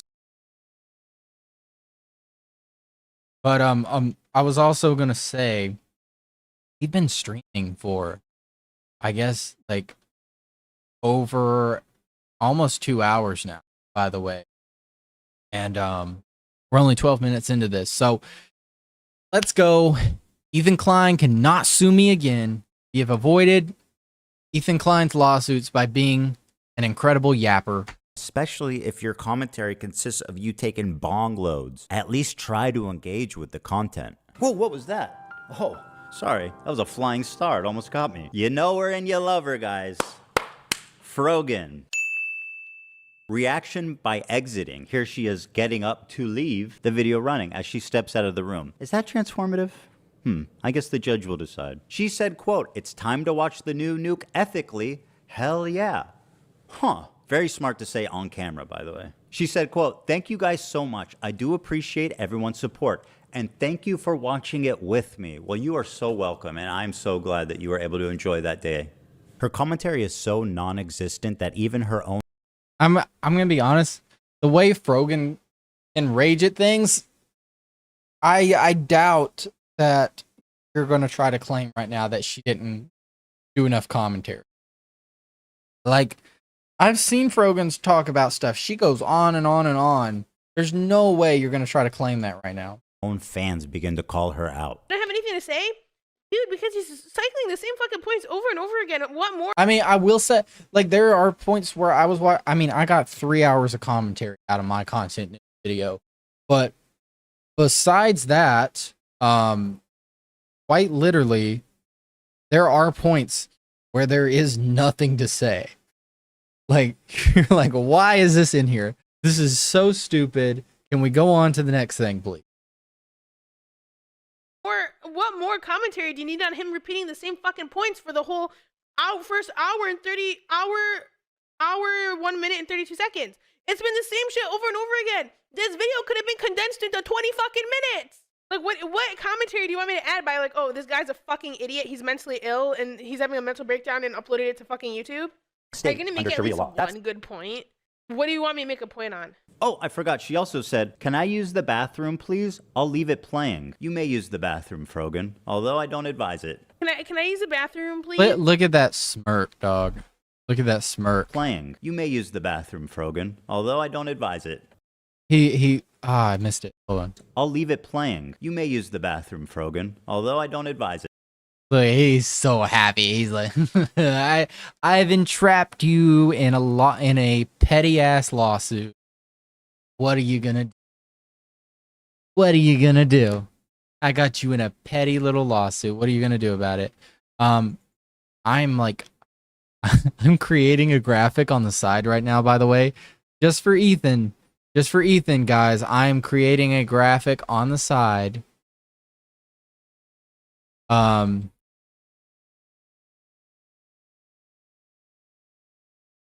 on. Putting this up so Ethan doesn't sue me. All right. We've taken the proper precaution. Give me a second. Are you guys ready for this? 1 second. 1 second. I'm gonna replace this image. Are you ready? Are you ready?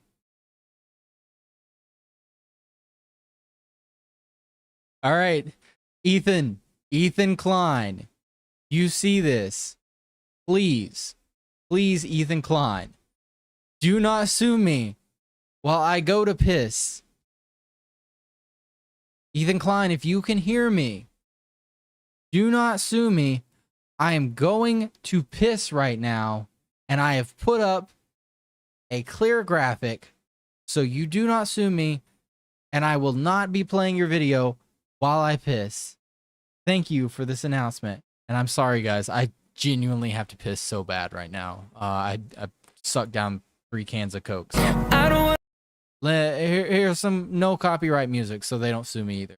Waste what's left. The storms we chase are leading us, and love is all we'll ever trust. Yeah, no, I don't want to waste what's left. And on we'll go, through the wastelands, through the highways, till my shadow turns to sun rays. And on we'll go, through the wastelands, through the highways, and on we'll go.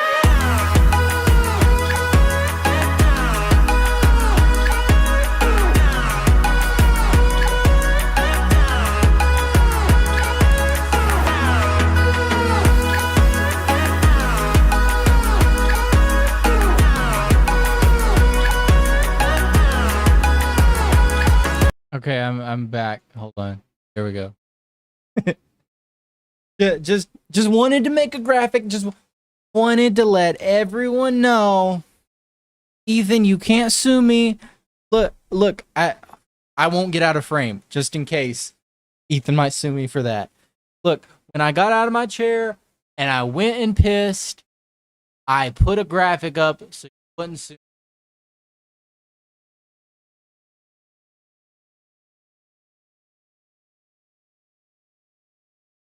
Anyway, 7 more minutes until we can leave our chair and go piss without being sued by Ethan Klein. That's it. Can I use the bathroom, please? I'll leave it playing. This into your stomach. And let me state the obvious. Jew and Apparently thinks Twitch is liable for me interviewing a Yemeni teenager who's only known genocide his entire life. What happens? well, you just pause it. That's it. You just pause the video, right? Like you get up and you go to the bathroom. Like, does he not know how streaming works? Once again, Ethan Klein has never been a streamer. He's basically like a corporation in this situation, coming in and not understanding the medium and attacking like content creators for it. Because if he did actually stream, we would have hours and hours of footage to show Ethan Klein getting up and going and pissing. 100%. If Ethan Klein was someone that streamed 8 hours a day, he would get up and go piss all the time, and we would have tons of clips to use it for. You just pause it. They should be watching for you. But if you get up to go to the bathroom, I just paused mine for you, dog. I put up my go piss girl. I put up my go piss girl graphic. and they keep watching my video, they're clearly not watching for you, right? As lazy and pathetic as her reaction is, this is not why she's getting sued. This is. Thank you guys so much. I do appreciate everyone's support. And thank you for watching it with me. First time viewer, time to watch the nuke ethically? Hell yeah. I found my way from Reddit. Hi guys, welcome Reddit. But basically, there's so many people that hate this man that there's an entire industry of people being like, I want to watch his argument points without supporting him because I hate him so much. And he turned around and said, how can I benefit even more from people hating me? I know, I'll sue for damage. People, Reddit people, Reddit people. I came from the H3 Snark Reddit. Ethan is so pathetic while his son is in Japan. I'm bothered having a great time. Exactly. We're gonna watch it live, yes. He doesn't want people to know when it's dropping because we're all watching through other streamers. And I suggest you all watch it through other people as well. It's the stated malicious intent to steal. They talk about watching ethically, but I learned not to steal when I was 5. Up next is Denims. And This honestly, is so dumb. just take a look at this, guys. It's a nightmare on Denim Street. Not only did she cherry... Oh, he would have a time with my name, dog. He would have a time. I get why he did it. He did it for the sign. I didn't even know. He would have fun with my name, brother. If you don't know my name, please look at it. It's right there. It's down there. He would have a fun time. There's probably tons. I mean, I will say, here's a funny story about my last name. So, you know, being last name Street, one of the things I always have to end up doing is anytime anyone asks for my last name and I say, I had to do this with Rosanna when I met her last weekend. When they ask for my name and I say Street as my last name, I have to go, yes, the road. The road. That type of street. Because they're always like, oh, is it spelled some way different? Or no, it's the road. It's streets. I grew up in the street. No, I'm gay. But I did grow up in a trailer. But anyway, while I was in college, I made a lot of enemies with specifically Greek life people. I hated Greek life. I hated frat bros. And I had a little bit of clout on my campus, and I convinced all these people to be anti-Greek life, hate on the Greek life at UNC. So they ended up making a forum post about me. There was a Greek life forum, and they wanted to hate on me and try to like claim that I was an incel or something, or I didn't get no girls or anything. Not true at all. Boy, did I have said extra things about that for them, but they made this whole forum post just kind of just shitting on me the whole. They titled it Devin for the Streets. It's kind of ironic because they were calling me like an incel in the forum. Then they turned around and titled the thing Devin for the Street. But yeah, that's how my name was used in a I'll give it to him. A good pun. I had never heard. But Nightmare on Denim Street. Ethan's going to make a video about me. Nightmare on Devin Street. It'll be fun. React, but she was kind enough to write her name right at the top just so that we knew that she was stealing my content and it was her room and nobody else's. Judge, did you know that we're on Denim Street right now? Here's some quotes from Denims. We're relying on you to stay alive. Honestly, I 100% I got to get a street sign. I have a small space right back here. Right in between the Chinese theater and my stick, a little blank space. I need to get a street sign that says Devin Street and put it right there. So we don't have to give the nuke views. Yeah, I'm going to stream it. Since he's confirmed it's coming out today, I'm going to stream it. That is very explicit. Denim said, quote, well, guys, if you enjoyed not giving any views to that terrible video, give me a follow, subscribe. But I don't think people understand this. Or I don't, Ethan, this is not a good argument. Because your argument is, oh, well, like they stole my views. I don't think these people that are saying I didn't want to support Ethan and give him views, I don't think they would have watched your video if Denims didn't exist. Like let's say Denims didn't exist and her 50,000 viewers, they still hate you. That didn't change in all this factor. They didn't come to Denims on the basis that Denims is providing this video for, just for free, basically, and that they really wanted to watch it on their own because they're a big fan of you or something. No, they hate you. They don't want to watch your video because they hate you. And if it wasn't Denims, it was going to be somebody like one of your friends, like XQC, or Keemstar, or Asmongold, or any of these other right-wing content. that agree with you that they would have watched the video from. They would have got it from somebody out there.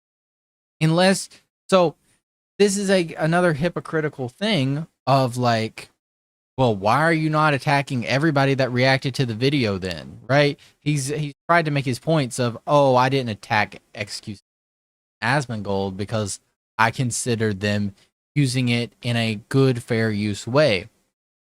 But the reality is you're trying to make the same argument of people are watching Denims because they don't want to give me views. Well, in that case, they would have went and watched Asmongold or XQC if Denims didn't exist. Do you guys follow? Do you get what I'm saying? Like, it's a dumb argument to make because it's like if you remember, I hope please, whoever the lawyers are on this case, watch my full reaction video when I upload it, and please make sure you're covering the points that I'm saying. I'm not even a lawyer or anything, but I think these are good points in that you can't just say, I'm going to take this source away from stealing the views, but these sources up, right? Throw a prime if you like my content. Your content? The Queen of Self-Own included a countdown timer so we could tell exactly how long she was away. After being gone for a few minutes, she returns and then sits silently for another couple of minutes eating. I'm gonna go pee, and hopefully, when I'm back, they're done with this. Right? You do look better. Mr. 305. I see it. Dude, you should do this. I have an alternate. We're relying on you to stay live so we don't give more views on the nuke. Yeah, I'm gonna stream it. Since he confirmed it's coming out today, we're gonna stream it. If you want to watch it with someone else who's already watching it, you know, come enjoy the watch party somewhere else. If you enjoyed not giving any views to that terrible video, follow, subscribe, throw a prime if you like the content, if you enjoyed your time here, because I'm gonna be. By the way, I just thought of this too while I was sitting in silence. Thinking about if Ethan's gonna sue me now. But while sitting in silence, I thought of another thing of that. So Ethan's video is mainly made up of Hassan's content.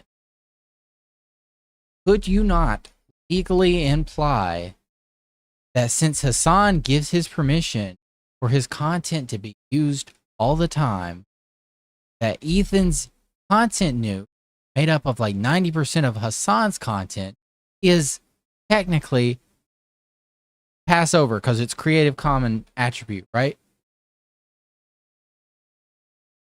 I don't know. I don't think that'd legally stand, but it's another thought. To be honest, I did not want to watch that by myself. Let me also commercialize it by asking you to reward me financially for stealing his content. That is like chef kiss. By the way, Denims had a very successful stream. She had 43,000 people watching her live. Take a look at the title of her Twitch stream. Ethan Klein Hassan Content Nuke Watch Party. A watch party? I don't think that's fair use. Now, Denims, of course, always delivering the goods. She went on this... It's funny because Ethan spends all of his time for the past 10 years on his channel watching things. Basically doing a watch party every single day. Dude's podcast to debate fair use. And would you be surprised if I told you she said a lot of incriminating things in that podcast? The Queen of Self-Own never disappoints. I want to be clear on my opinion on like filler content and stuff. Like I think filler content, like you shouldn't do it. I know I do it as a react streamer, and I try to do it only when I do it with like Vox videos or Vice videos and stuff like that, because at least I'm not like directly ripping from one content creator and not like a whole team and stuff. And most of those videos have like JX, he's a guy I used to like a lot, but he got incredibly petty about people reacting to his videos, and it was really weird. 5 million views. I only get like 500 viewers. Like I'm taking maybe 50 views from the video. It's a lot harder to feel like, I guess, bad about that. Whereas like I would feel very bad about doing that to like a single content creator. The majority of people say that they literally wouldn't watch Hell's Kitchen unless I was streaming it. And it doesn't necessarily mean that I'm reacting hard enough. You know, I'm sure if you click on a random part in the video, I might not be saying anything, sure, whatever. And I might walk away from the screen. But it's about like the communal thing. It's why Bro's putting up these not fair use things, but like we could 100% do this with any episode of the H3 podcast. Guarantee it. I like fucking Toast started streaming Death Note. It's not about the actual show at a certain point. It's the same reason you watch shows with your friends. You want to watch it with other people. A lot of people go to watch streamers on Twitch for their react content almost as a curator. So they don't actually. Yeah. Everything she's saying in here is true. Like if Mr. I sued to get us fair use in the first place is going to turn around and say, let's take all fair use away, then he didn't understand any of the concepts of fair use in the first place. Want to go through YouTube themselves and watch a bunch of videos, and they probably never will go through YouTube and click a bunch of videos. They like going to Twitch because they like to have it as like, this streamer is curating fun content that I want to watch. Like, I'm sure From the people that I've talked to, the people who watch Twitch content are specifically there to watch it so they don't have to scroll through YouTube and find a video they like. If someone watches content, I already said this, if someone watches content on someone else's stream, there is a very low likelihood that they're going to go watch it separately and give you like the view or the like, or the people who are watching content on Twitch, curated Twitch content on Twitch, aren't necessarily people that would be watching content on YouTube. That, my friend, is called theft, and you're a thief, and now I'm suing you. This is just a testimony to how brazen and how safe they've, gotten. That she thinks she can go out in public on video and say shit like, I'm stealing this content because I want to. I'm coping even though I know it's stealing. When people watch it with me, they're definitely not going to go. Once again, there's a debate to have here about this, but Ethan's not doing that debate in a genuine way. He doesn't actually care about this. Why? Because the people that agree with him are doing the exact same thing, and he's only going at the people who were already critics of him prior to this content nuke even coming out. Watch the original. Like, you are way too comfortable committing crimes out in the open. Well, there you have it. 3 separate lawsuits for 3 separate geniuses. Now, I want to make it clear again, and I hope it's been obvious about why I'm suing these 3 people. It's not, it's not for the dumb person. I can understand why you're doing it. Because you have personal grievances. It's simply that. These people criticize you. It hurts your fifis, so you go after them. That's how it works. You just found a loophole and a way to try to hurt them. That's all you care about, because you're just a petty little narcissist. And not others. These people not only violated all of the principles of fair use, they also did it maliciously. And that's the part that really got me. I think if you're a reactor on Twitch, for the most part, if you make a good faith effort to comment, and if you make a good faith effort to promote the author, to link to them. 3 hours of commentary on my content nuke, by the way. So, but I hate you, Ethan. I hate you, by the way. So, just throwing that out there. Let's see how you can try to hit me in a way that wasn't that. To try to drive traffic to the original video, I think you're probably pretty much doing the right thing, and that's fine. And I would never sue someone for that. Take it to these 3 absolute morons to state their intention to steal my property on video. And to all the detractors who are saying that I'm targeting women, that I'm a hypocrite for this video hadn't even came out, or like people weren't even saying that yet. Like, he knew in advance that, oh, this is going to look like an attack on women. Suing for copyright infringement. I just have this to say. I don't care. What I do hope, he doesn't, is that you'll support their crowdfunding efforts to defend themselves. Because let's face it, I want to make sure there's money left over for me when I win my lawsuits. Thanks for watching, everybody. It's been a great time. Yeah, that was the main one. I had more of this lined up, but honestly, I don't want to listen to you talk anymore. And also, I'd like to not constantly be under a microscope on if I'm going to get... So, he did react to Denim's response, Frogan's response, and Caseytron's response, and Keemstar's reaction. Man, he does a lot of reacting for someone who wants to sue people for reacting. But Yeah, I mean, do I think that he is going to win this lawsuit? I think there's like a 50 to 60% chance that he wins. And I think the reason is because while the way he's going about all this is incredibly is incredibly BS, the amount of damages that are going to be put in these lawsuit papers are just insignificant, tiny, not worth his time at all if he was doing this for like genuine reasons. But when it comes down to it, there is enough legal writing here and legal phrasing here to squeeze out a win, especially if the defense is not that good. Now, there's a also high chance he loses this. And that's on the basis of, one, not that smart. And I guarantee you, lawyers found like 18 video against him.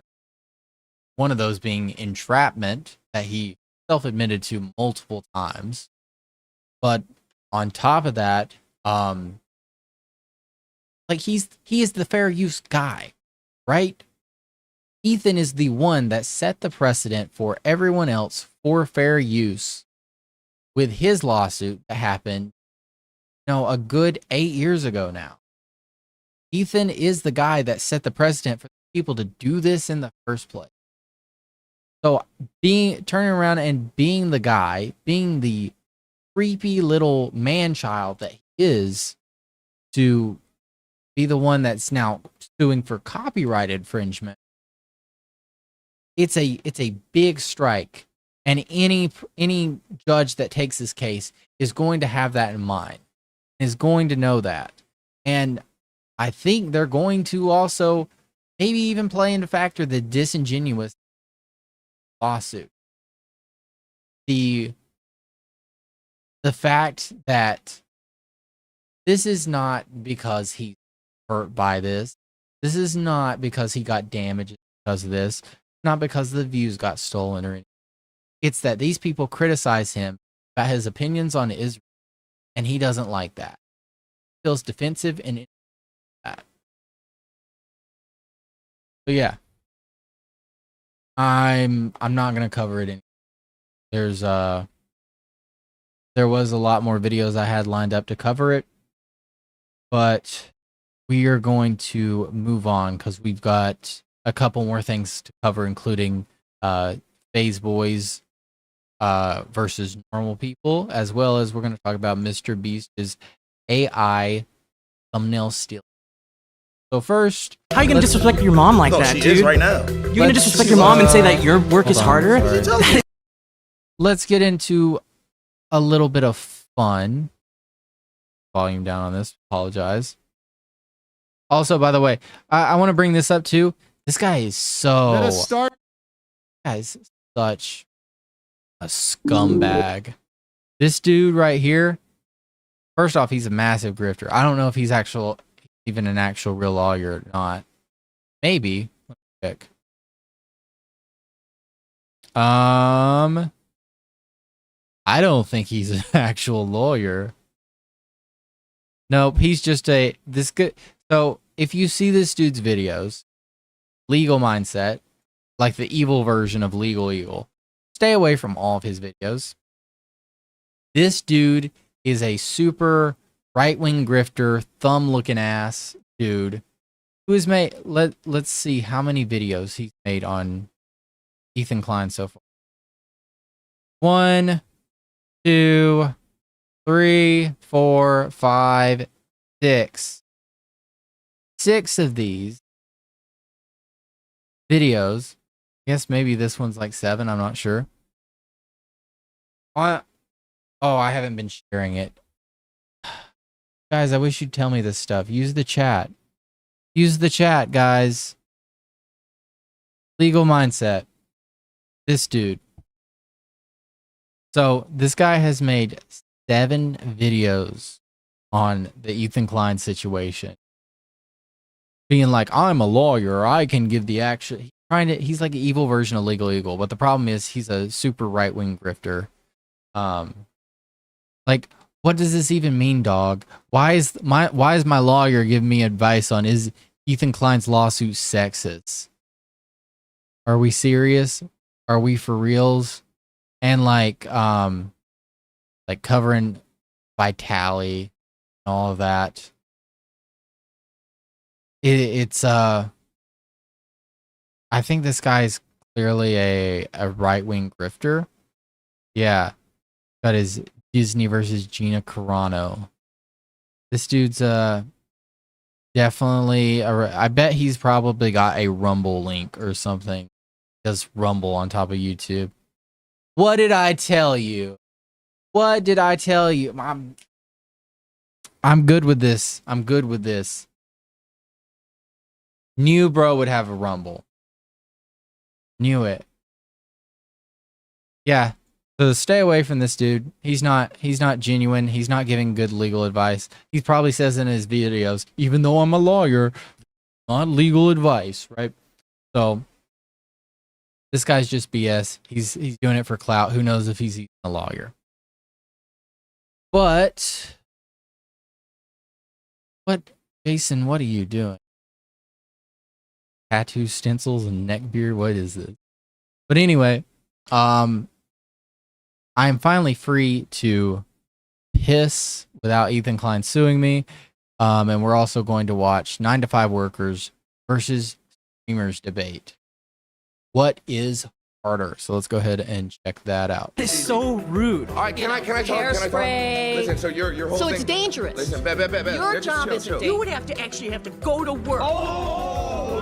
Went to school and still... And paid rent? Yes, I still worked. That's your choice. You're high. You're hungover. Credentials are playing video games. I play video games on my spare time. I don't even enjoy streaming anymore.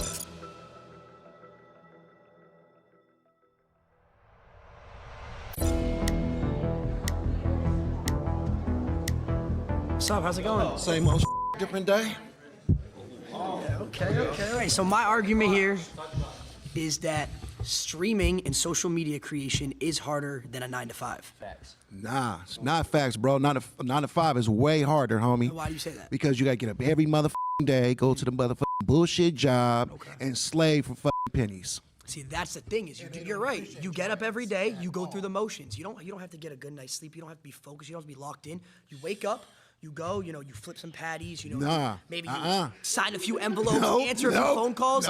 With streaming and social media creation, you have to be on your game 24/7. It's like a switch that never turns off. When you're a mail carrier, I'm a mail carrier, and I'm gonna tell you something, man. I get treated like shit every motherfucking day. We have to deal with thousands, tens of thousands of people critiquing every little thing we do, every decision we make, every thought we have. You guys got it made, man. I wish I had it made like y'all. We don't have to go sign a few envelopes and put them in a mailbox. We have got it gravy, bro. What's the next trend? What's the next idea? Oh my God, I have to stream today. I got dogs. I want to bite my ass every day. And you have lunch breaks. You have lunch breaks. We don't have breaks. We're on 24/7.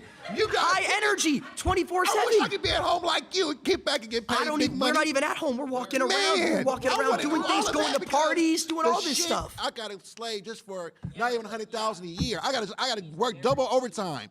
Bullshit. Okay, what about this? You're guaranteed to get paid. You have a steady rate. You're not guaranteed? If I don't work, I don't get paid. It's simple as that. Yeah, but you have a guaranteed pay if you work. That's your decision if you don't want to work. I got to work at the job for years. If I don't go live, I don't get paid either. We don't got to deal with people spamming L's. Yes, we have people in the chat spamming L's. Oh, this is boring. We don't like this video. We have to create content. Imagine you have to be high energy. Oh, hey guys, how's it going? You guys like this stream? That's me 24/7. I'd rather do that. So why don't you become a streamer? Man, that's what I want to do. F that. F does not define shit. If streaming is so easy, how come every single person in this seat is not a streamer? People are lazy. They want to put in the work. That's their fault. I get called fat all the time. Oh, so what? I get called fat and chubby. All my homeboys call me chubby, fat, whatever. That's your homeboys, though. I'm going to keep it a buck. That's a homeboy. Yeah, and you're right, homeboy. You're right. But check this out. My nigga, I don't give a fuck. I'm going to go out there and get that bag. I think she's got something she wants to say. Oh my gosh, wait, we're seeing a flag. Unfortunately, these flags are actually useless. We decided to use a timer instead because we suck at explaining things. Should I full screen it? Oh wait, hold on. I hate everything. I keep forgetting to do this, guys. I'm sorry. Give me a second. Let me. Oh.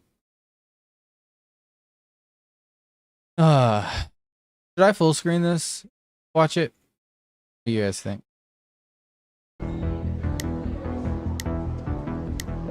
So you raise your flag. Is there a reason you did Yeah, that? because I was actually a cook for 15 years. So that means for 15 years, I had to get up practically every day, get dressed, go to work, and I'm going to butcher your name right now when I read your chat. Chonk Thanktheus the Wizard.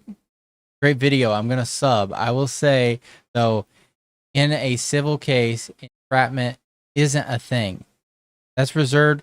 It is so entrapment by the police is something where it's a straight cut and close case.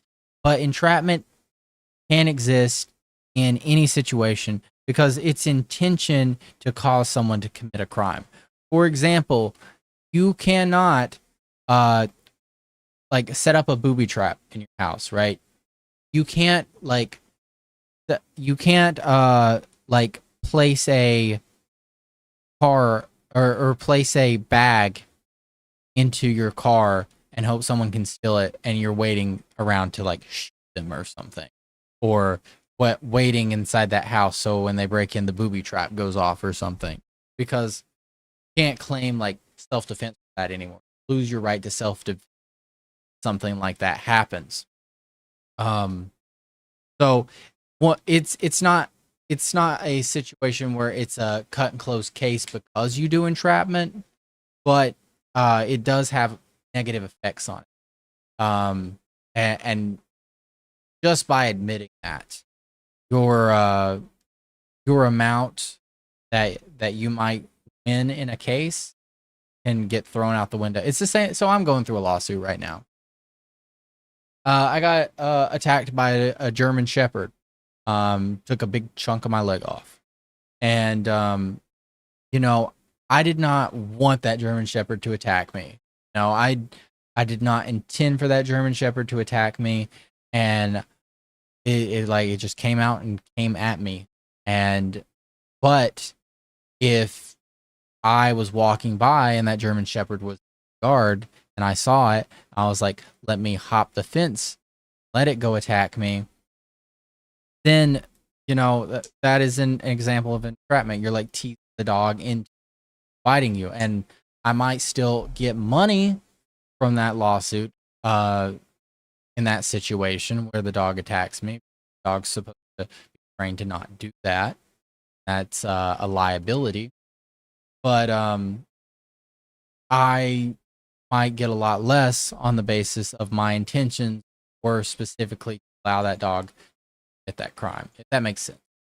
I had to deal with not only adults, but I also had to deal with children. We deal with children every day. We deal with tens of thousands of children. The Lacey Thugs are. Do you not know who the Lacey Thugs are? I can't go out in public without 10 kids coming up asking for a picture. Do you know how hard that is in a life? Isn't that That is special? difficult. How long do you think this is going to last? Forever. Forever. You think this hopefully. is going to last forever? I hope so. You just proved my point for me. I don't have that security that's going to last forever. For someone like Lacey, yeah, if he plays his cards right, it can last forever. Agree. Being a cook, you have that security of, oh, I have a job, I have a degree, I have this. This could end for me tomorrow. Hypothetically, if you all of a sudden you lost all your followers, what would you do? I know what he'll do. Get up. No, I'm asking Trigger him. warning. I'm asking him. What would you do? If you lost completely all your YouTubers, you had nothing, no one watched you anymore, I didn't even watch you anymore, what would you have to do? You would have to actually go to work. Oh my God, did I just cuss at you? That's a slur. If I did lose all my followers, I would probably buy a couple houses and start my real estate empire. Okay, so then you would have to actually go to work. You would actually have to go to the office. I can't stand this argument. Bruh, it's a job. Streaming is a job. He has to get online and do the job. He's just doing it from his desk. It's like that's like trying to claim work from home is not a job. I would think that would be a much easier job than streaming. You gotta go into your setup though and sit in front of studio lights and read the chat and be interactive. But no, he lost everybody. He lost everybody. He has no followers whatsoever. He would have to turn around. You're proving my point. You would have to turn around. You're proving my point on why this is harder because I could lose it all tomorrow. Yeah, but you could lose it tomorrow. If let's say you're a cook, right? Let's say you got fired. You have hundreds of people lined up. You can go cook over here, cook over there. You could be a private chef. You could be a private chef. Exactly. I don't have that security. I was a cook in the school system. I cooked all frozen food. But you still cook. You still cook. You go cook for another school. I think I saw a flag right here. Flags. I see red flags. I'm gonna have to backlight. Yo, Lacey, it's the truth. I think something you guys aren't taking into account. Say we get a brand deal, I gotta post on an Instagram story. I gotta go find the 4 Loco cans. I gotta make sure I get the 4 Loco can. And Not to mention, you have to do work. That's what we have to do. I don't agree with that point because I used to work with a lot of influence, and I was required to be like, hey, your post is due today. Can you make your post? There'd always be some kind of and the brand is always linked. Like, okay, no worry. Oh, your mom just died. Oh, you're sick today. Oh, you're on vacation. I quite literally had an excuse before that was I am on vacation right now. Later, like, oh yeah, I'm like in.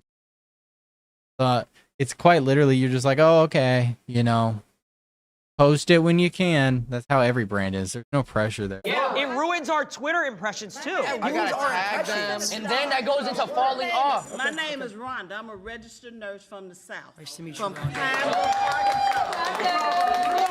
35 years ago, I decided to go to nursing school because I wanted to be a creative, I thought. I loved fashion, I loved acting, I loved singing.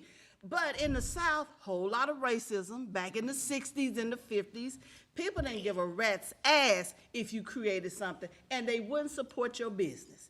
So yes, a 9 to 5 is much harder. I had to work 7 to 3, 7 a.m. to 7 p.m. I had to support my daughter. Rhonda, you get spoiled. Rhonda, can I ask you a question? Nope. Have you ever done You get spoiled. Rhonda, You get spoiled that your mama and daddy keep giving it to you. Rhonda, I got a question for Rhonda. I got a question for Rhonda. Rhonda, have you ever done a subathon? What's a subathon? No, that's kind of facts though. There's no way Rhonda could do a subathon. I'm being serious. Days straight. 24 hours a day. Day and night. No break. We all streamed. That ain't even healthy. You're talking about working 7 to 3. Yeah, she was talking about I work from 8 a.m. to 8 p.m. And then they went, oh well, we've done it 24 hours straight for 30 days. And she's like, oh no, you almost died. The switch up. You have 2 30-minute breaks throughout that. You get to go home afterwards, see your family, relax. We were on camera 30 days straight, no personal. What you know how hard it is a registered to nurse? have. When did you get a break? You clean boo-boo? When have you ran a 3-minute ad? You when have you ever ran? You never ran a 3-minute ad. You pass trays. You short-handed. Talk about the fake relationships that you have. Oh my God. Now it's fake think on about social this. media. Think about this. Imagine every little person. We call them parasocials. They judge your relationships. You can't go out to dinner or have a girl take a picture in your car without them finding out and judging you. I got caught with my ex. I got caught with my ex, and I got treated like I was a pedophile for it. But mental health. When you stop caring about what people think and what they say about you, do you. And that's a big problem with younger people. You care about what people think, social media, what they say about you. That's our job. You said you're a nurse, right? This is a long ass video. They really debated about this. It's kind of crazy. 35 years. What do you think's harder? 24-hour open surgery, like when you're helping with, the doctor, et cetera, or a 24-hour stream? 24-hour open surgery. Oh, brother. I'll agree with that. I think I give a lot of leniency to them. The open surgery harder. We're saving thousands. You're saving one.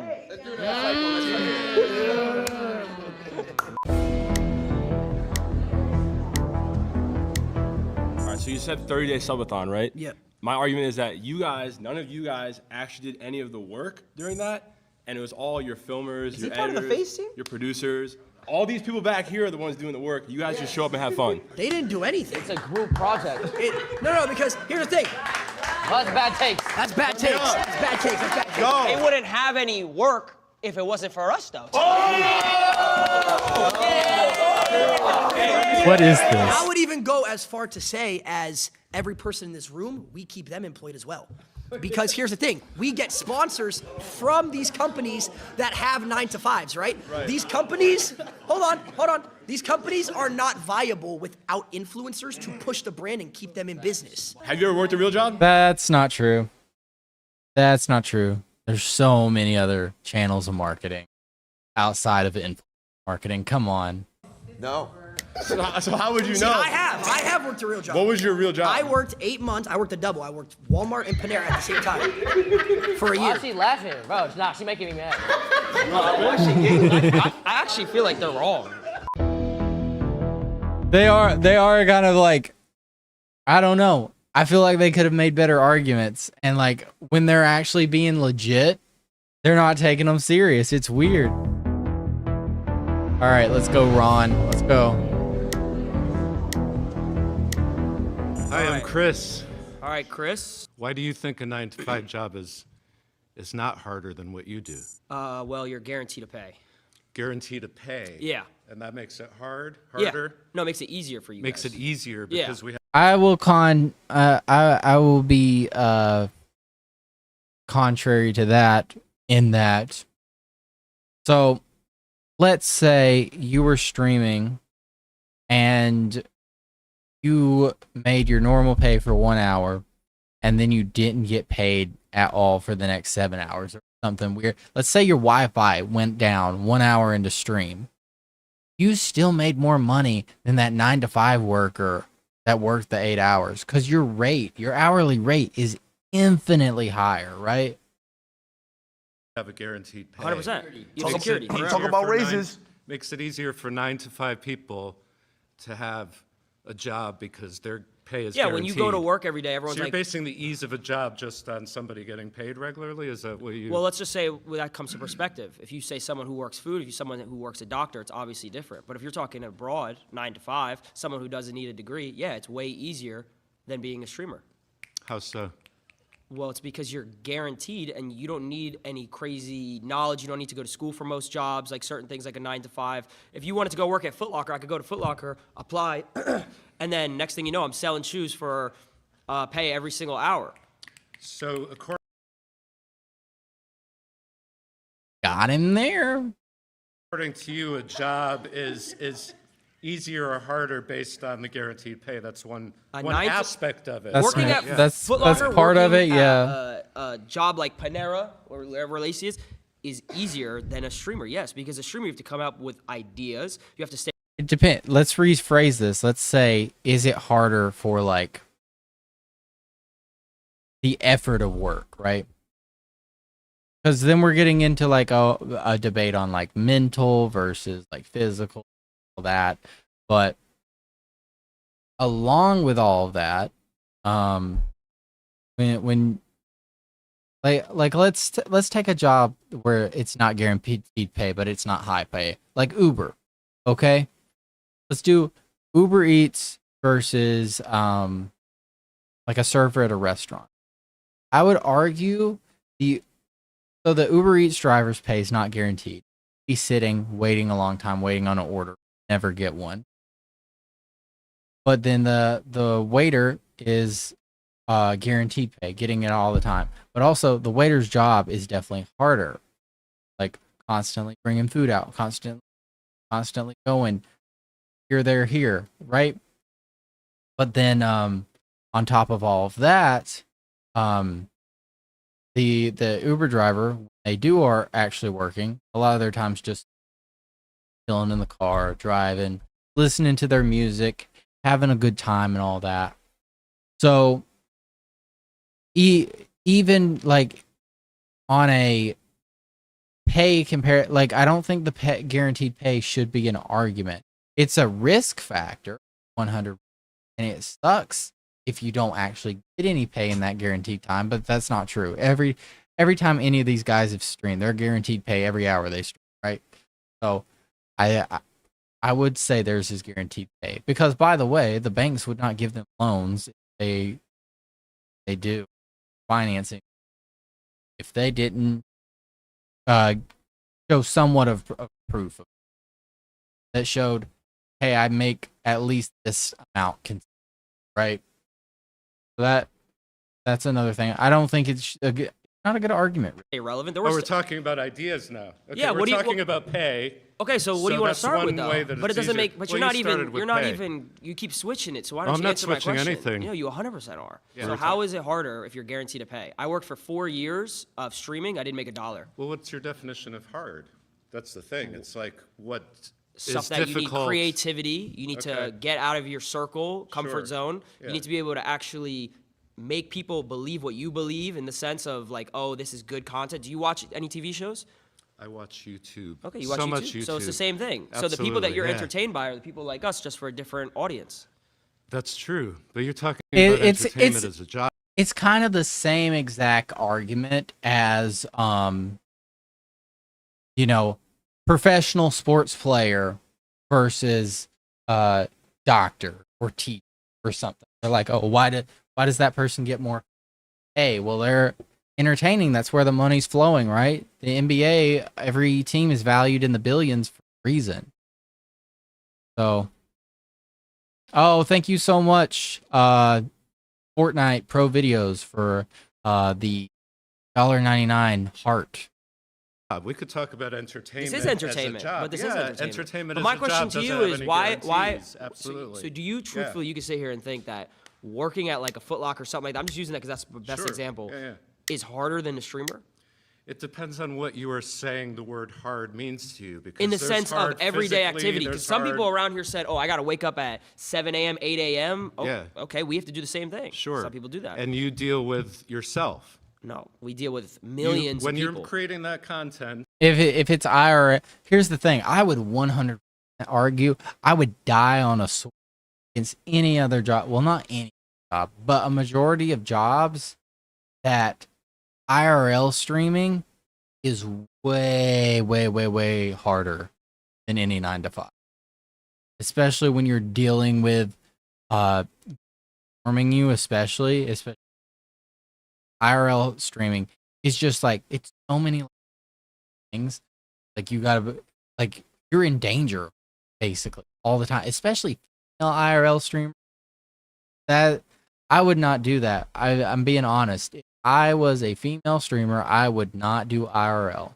I respect every.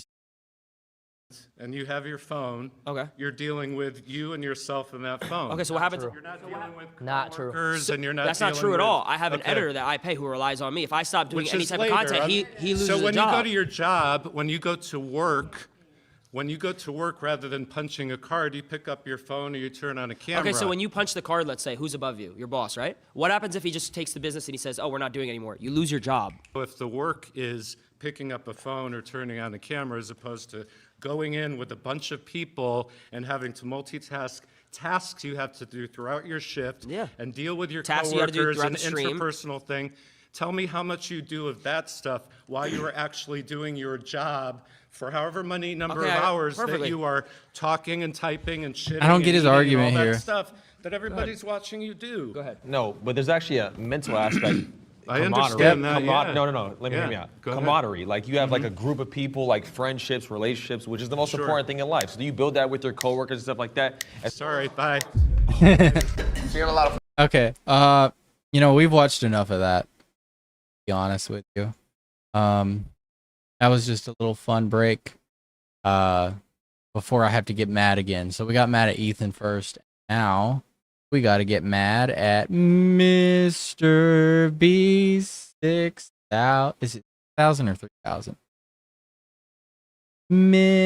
MrBeast 6,000. Oh, where's the headline for this? Oop, there it is. All right. MrBeast is AI thumbnails on our list. So,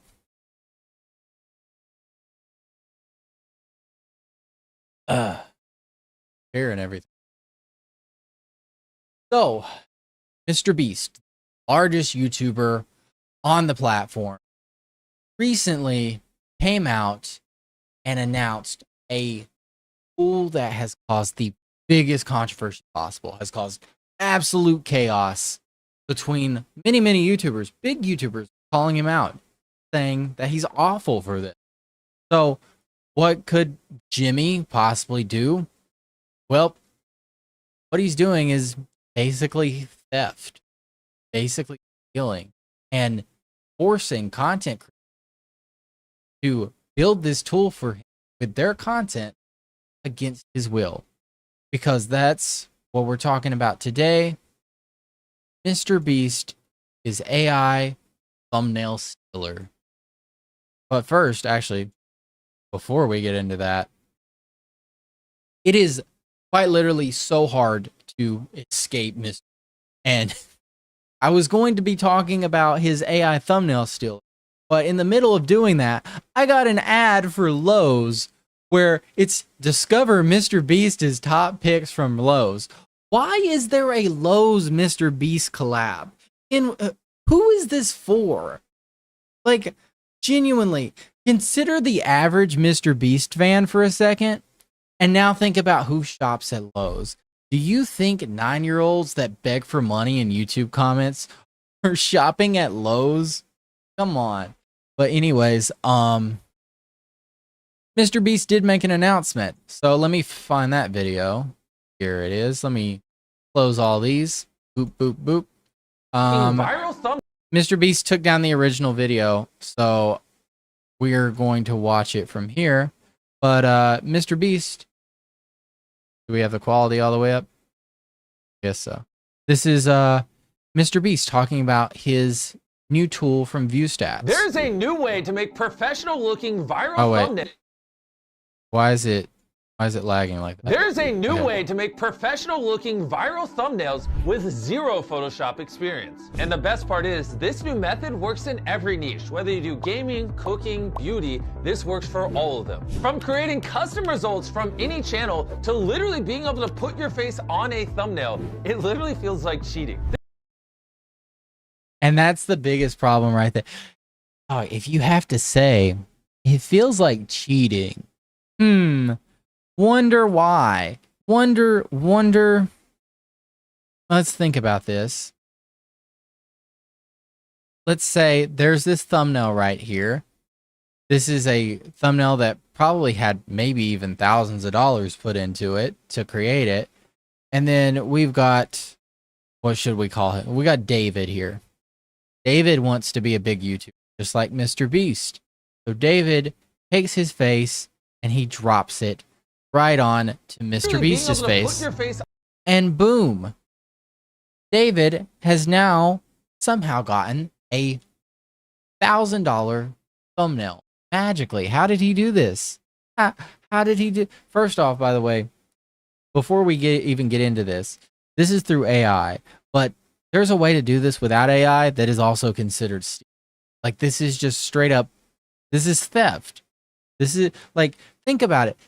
Think if you were a designer and you designed something, and then magically everybody, all these other content creators started using your design out of nowhere, their face. When you didn't get paid by those guys, you only got paid by one creator. Of course you would feel like you got things stolen from on a thumbnail. It literally feels like cheating. This is the home of the AI tool where you can type in any channel on all of YouTube. Also, and it'll use this is another thing I heard, by the way. MrBeast created this video without even, getting these guys like Jacksepticeye's logo is in here. Jacksepticeye said he really despises Mr. and how he's ruined YouTube.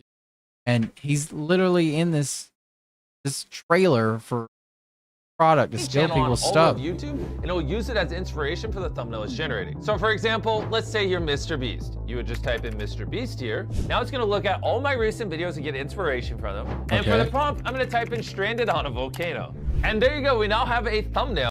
By the way, you can do this type of stuff with different AIs. Like you don't need so part of this, I'm looking at this and I'm thinking, this is like a wrapper of an existing AI. If you don't know what that is, it's basically you take an existing AI like Google's Gemini, OpenAI's ChatGPT, Twitter's Grok, take these and you basically you put a little appearance wrapper on top of it that like makes it look like it's your AI, and then on top of that you instruct the AI to do a very specific thing. So basically, MrBeast, I'm guessing, I'm not entirely sure, but what I think happened was he took this, he took a AI from another company. He didn't build out a full LLM by himself. He's got a lot of money, but I don't think it's worth it for him. That, by the way, this is definitely probably a rapper. So he took another company's AI and basically told it, hey, specifically, I want you to specialize in making thumbnails for people. And then he basically kind of just like is selling it as his own product, because these are ass thumbnails, by the way. Like these are clearly AI. People don't like AI generated thumbnails. They think it's trashy. Like clearly was not edited by somebody. With me dang, like even like this is not MrBeast. Like I'm sorry, MrBeast has never had this much life in his eyes in any thumbnail before. This is like the most emotion MrBeast would have ever shown. Like this, I'm sorry, this is not Mr. on the side of a volcano. This is perfect for inspiration, and if you do a couple iterations with the system, this is how you can literally like. And then on top of that, by the way, this is a credit system, right? You got to pay $80 a month to get 1,000 credits, and then I don't know how much it was cost thumbnail, but from what I've gathered, he's telling you, oh, you got to do multiple iterations. You got to spend many credits. So basically saying this product is bad. It's not going to give you the result you want. And by the way, you're going to have to pay me more money to actually get the generate your thumbnails going forward. Now let's say you don't want to take inspiration from a YouTube channel. You don't have to. As you can see here, I have a very descriptive prompt describing a Minecraft. By the way, the credit system on top of that is probably because each time this AI is used, it's costing money. So it's not like normal software where you create the software, people use it, and then it doesn't cost you any money. It's like with AI, every single prompt is be like an extra expense on the business. So that's why he has it as a credit system.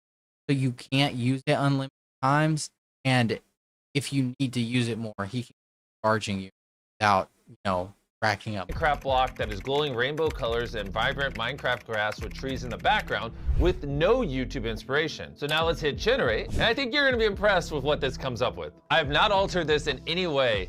Look at this thumbnail it came up. I mean, like, he's not Minecraft flowers. He's grass, looks kind of weird. But I mean, other than that, it looks like something you would see on YouTube. It's there's also the consideration of like all the artists trying to put out of a job with this. Like he's employed people for a long time who make turn around and say, I've created an AI tool. Fire all of you. That is actually insane. All from one single prompt and no inspiration from any other channel. You can type literally anything. Also, I 100% doubt that's also his first iteration of that. Like he's saying this is all like, oh, this is the first time I'm doing it. No, dog, this you're ad the promotion 100% ran this many times. You want, and it will generate a thumbnail for you in a style that will make a viral YouTube video. And step 3, to show you how all out we went on this AI thumbnail tool, you could also copy a URL from any YouTube video. We'll just paste this one I have here, and in the prompt box, just tell it what to change in the thumbnail. To demonstrate, I have this F1 thumbnail with an F1 car, and so in the prompt, I'm just gonna simply type in change F1 car to minivan. That is all I'm typing in. I'm gonna hit generate. Let's see what it produces. And boom, it's done. I'm not even joking. Look. This is, by the way, this is the easiest Photoshop you could ever do. You select the car, you delete, you add a picture of a minivan. Like this would be one of the easiest Photoshops ever. I don't know why this is like He couldn't have done anything more impressive. Like, it's a full white background and the everything. F1 race car for a And is the minivan fully AI generated? Like, it's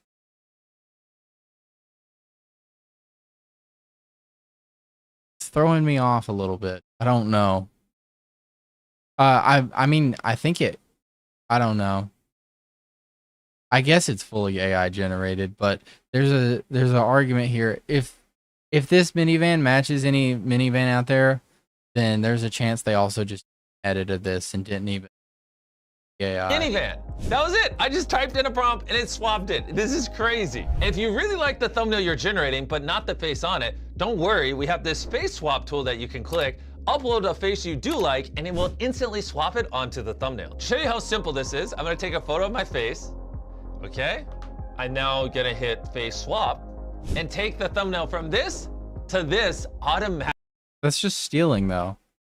Face swapping a thumbnail is just stealing. You have stole somebody else's thumbnail, and all you've just literally tried to pass it off as yours. I could go on and on, but this is the future of YouTube thumbnails. No more complicated Photoshop and having to get a PhD in how to edit. And like, I understand his intentions behind this, right? He's also trying to say like, oh, it's so much hard work to become a YouTuber at first because you got to learn all these things like Photoshop and all that. And it's true, right? I mean, look, let me show you something for a second.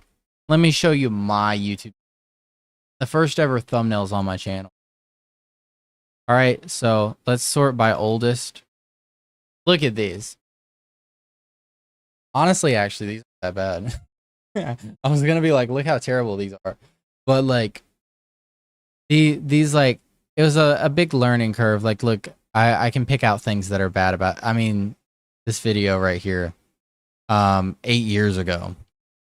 8 years ago, I was making videos, but like, the people in the front of this thumbnail are like too dark because the background's too dark and all that. There's a bunch of other video, like when I cut myself out in these, it looks weird. I was using a action camera, so my face like distorted. A lot of these are just like very lazy thumbnails overall. And I've been doing YouTube for a long time. 8 years ago. That's crazy. Like low quality pictures. Honestly, not terrible. I'll be real. I mean, I did everything on my phone at the time. It doesn't look that bad. But yeah, but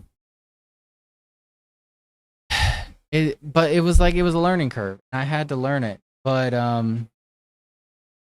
you know, I think in the long run, it was worth it. Why? Because now I can create a lot better thumbnails and I'm a lot more skilled at it. And if I wasn't doing it for myself, the skill I would have for a job, right? To say, let's take out all human touch out of this, especially as a content creator, really messed up. So MrBeast made that announcement. Everyone got mad at it, of course. And then he had to put out an apology, basically, or basically say that he's not gonna do it anymore. How's it going, guys? A week ago, I launched an AI thumbnail tool to help small creators make better thumbnails, and I thought people were gonna be pretty excited about it, but I definitely missed the mark. If you open up Twitter, he just looks so tired all the time. He's just like, this is a business. This is not a YouTuber. This is not a content creator. This is not the MrBeast I started watching when he only had 10K subs. In who knows how long ago, in like 20 or earlier than that. This is a very, very different guy who's very, very tired. you know what I'm talking about. And so I read all your guys' feedback, and I've been thinking a lot about it. And so we just enacted some changes that I think you guys will find positive. And so going forward, there is no AI thumbnail tool. Anyone from now on that signs up for ViewStats Pro, there will not be. It's always like a PR response too. Nowadays, it's not this is not how MrBeast would have responded to it back in the day if he somehow created a tool and got in trouble for it. It's just like, this was like, it seems almost like written by a PR firm. The AI thumbnail tool just doesn't exist. We pulled it down. And on top of that, I wanted to go one step further to really show artists out there that I care. If you go on viewstats.com under our more tools section, it will say hire thumbnail artists. And if you click that, it'll take you to a page of artist portfolios where you can commission a real thumbnail artist to make you a real thumbnail. So basically turning this negative situation into something positive that helps artists generate more income doing what they love. And, you know, I care more than any of you could ever imagine about the YouTube community. I mean, obviously I'm the biggest YouTuber in the world. I mean, he says that, but then he turns around and it's like, I don't know. A lot of things really come off as tone deaf. I'll be very real. And I don't know what you do about that when you're the biggest creator out there. And now, like, you've quite literally you've turned your channel into something where you are required to make content for every human on Earth. Like, you get billions of views on a video. Like, I think, like, what's his total channel views? Insane number. I already know. Absolute. Check it out.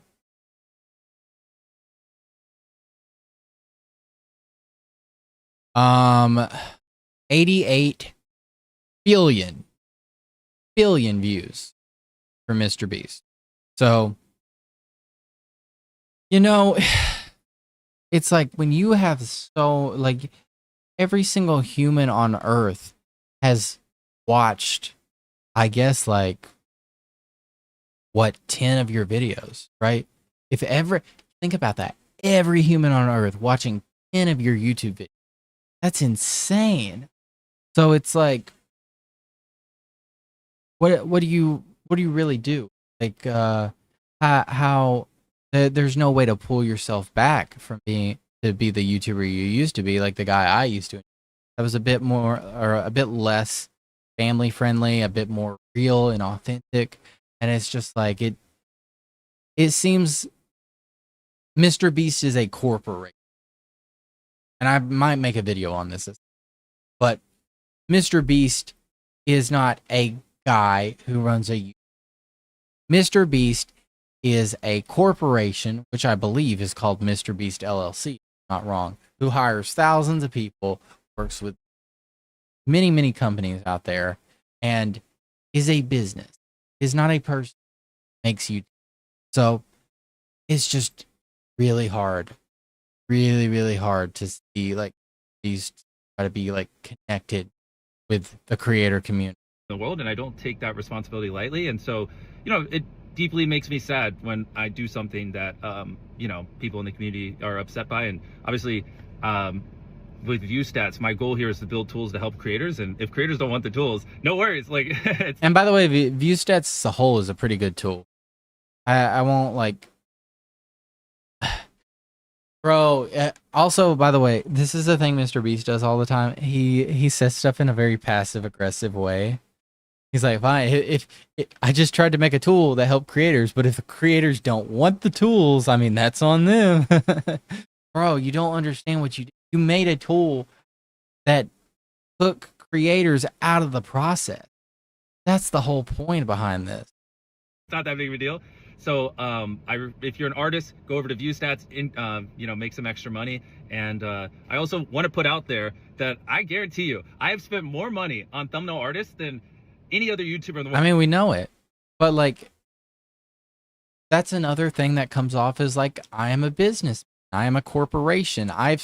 He's saying I have spent more money than anybody on thumbnails, and now I've created a tool to cut that cost for me because I need to make more profit. Well, I've probably spent more money on thumbnail artists than the top 100 creators combined. I mean, I have a small army of thumbnail artists that work for me. I'm looking to hire more thumbnail artists. I agree. So I just want to put that out there, and I have no intention of firing my thumbnail artists or anything. Like, this is, you know, just supposed to help make them more effective and blah, blah. I mean, you know what I'm saying. But regardless, it doesn't matter. The tool's down for future people that sign up for ViewStats Pro. And yeah, now it's a funnel to help artists make more money. So I'm really excited. Go check it out. Hey, go to viewstats.com and click on the Hire the Artist tab and, you know, go commission real artists, help them make more money. So take care, guys. Okay. So on top of this, Some people are like, this is bad. I signed up for view stats for thumbnail AI and now suddenly it's gone. Not everyone be able to afford thumbnail artists. This will hurt the small creators. Then make your own freaking thumbnails. Bro, with my channel, I've got 30K subs, right? I still make my own thumbnails. I will probably continue to make my own thumbnails for a really, really, really long time. And I like to learn, and I like to get better at making thumbnails. I also edit my own videos. Why do I do this? Is like also saying like, oh, like I need AI to also edit my video. On top of that, like you can't. Eventually, people will use AI to make thumbnail because it is faster. And I hate this mindset, and I hate Keemstar, dumb, bald-headed, you know what, Keemstar, who highlights stuff like this. Like, why does the internet want to paint him as the bad guy? Look, people are like upset, and like this is the dumbest ever. Like 93 likes. This is worth posting on a that has what, million followers? Are we for real? But I don't know. At the end of the day, anything with AI is going to backlash. No, but by the way, I'm not coming at this from someone who does absolutely despises AI. I use AI pretty much every day. On top of that, I used to work AI-driven department at none other than the Walt Disney Company. So there are multiple times where I interact with AI in many different ways. Sometimes those have been good, sometimes those but my goal is to never harm in the world. And I think if you're trying to come out quite literally a tool that is supposed to replace creativity and also steal from the people who are trying to be creative, keep in mind, this is not just a tool that replaces thumbnail artists. It is a tool that steals directly from people who put so much effort into their thumbnails. So, yeah. With that being said, I don't know, man. I'm glad MrBeast at least took the tool down and didn't double down on it. But it's a bad look, and it's another negative thing in the world of Jimmy B. But yeah, guys, with that being said, I'm really tired right now. I probably should have streamed this late. I should have at my normal time, but whatever. It was a good stream. A lot of anger, mostly aimed at Ethan Klein. I honestly, I have to cover controversial things and get mad at people. Whatever. It's all good. I enjoy doing it. And I get to make content. Best thing ever. But yeah, guys, with that being said, I'm gonna go. I'm gonna like Miss Hawk 2 girl said, I'm gonna go to bed. So thank you guys for watching, and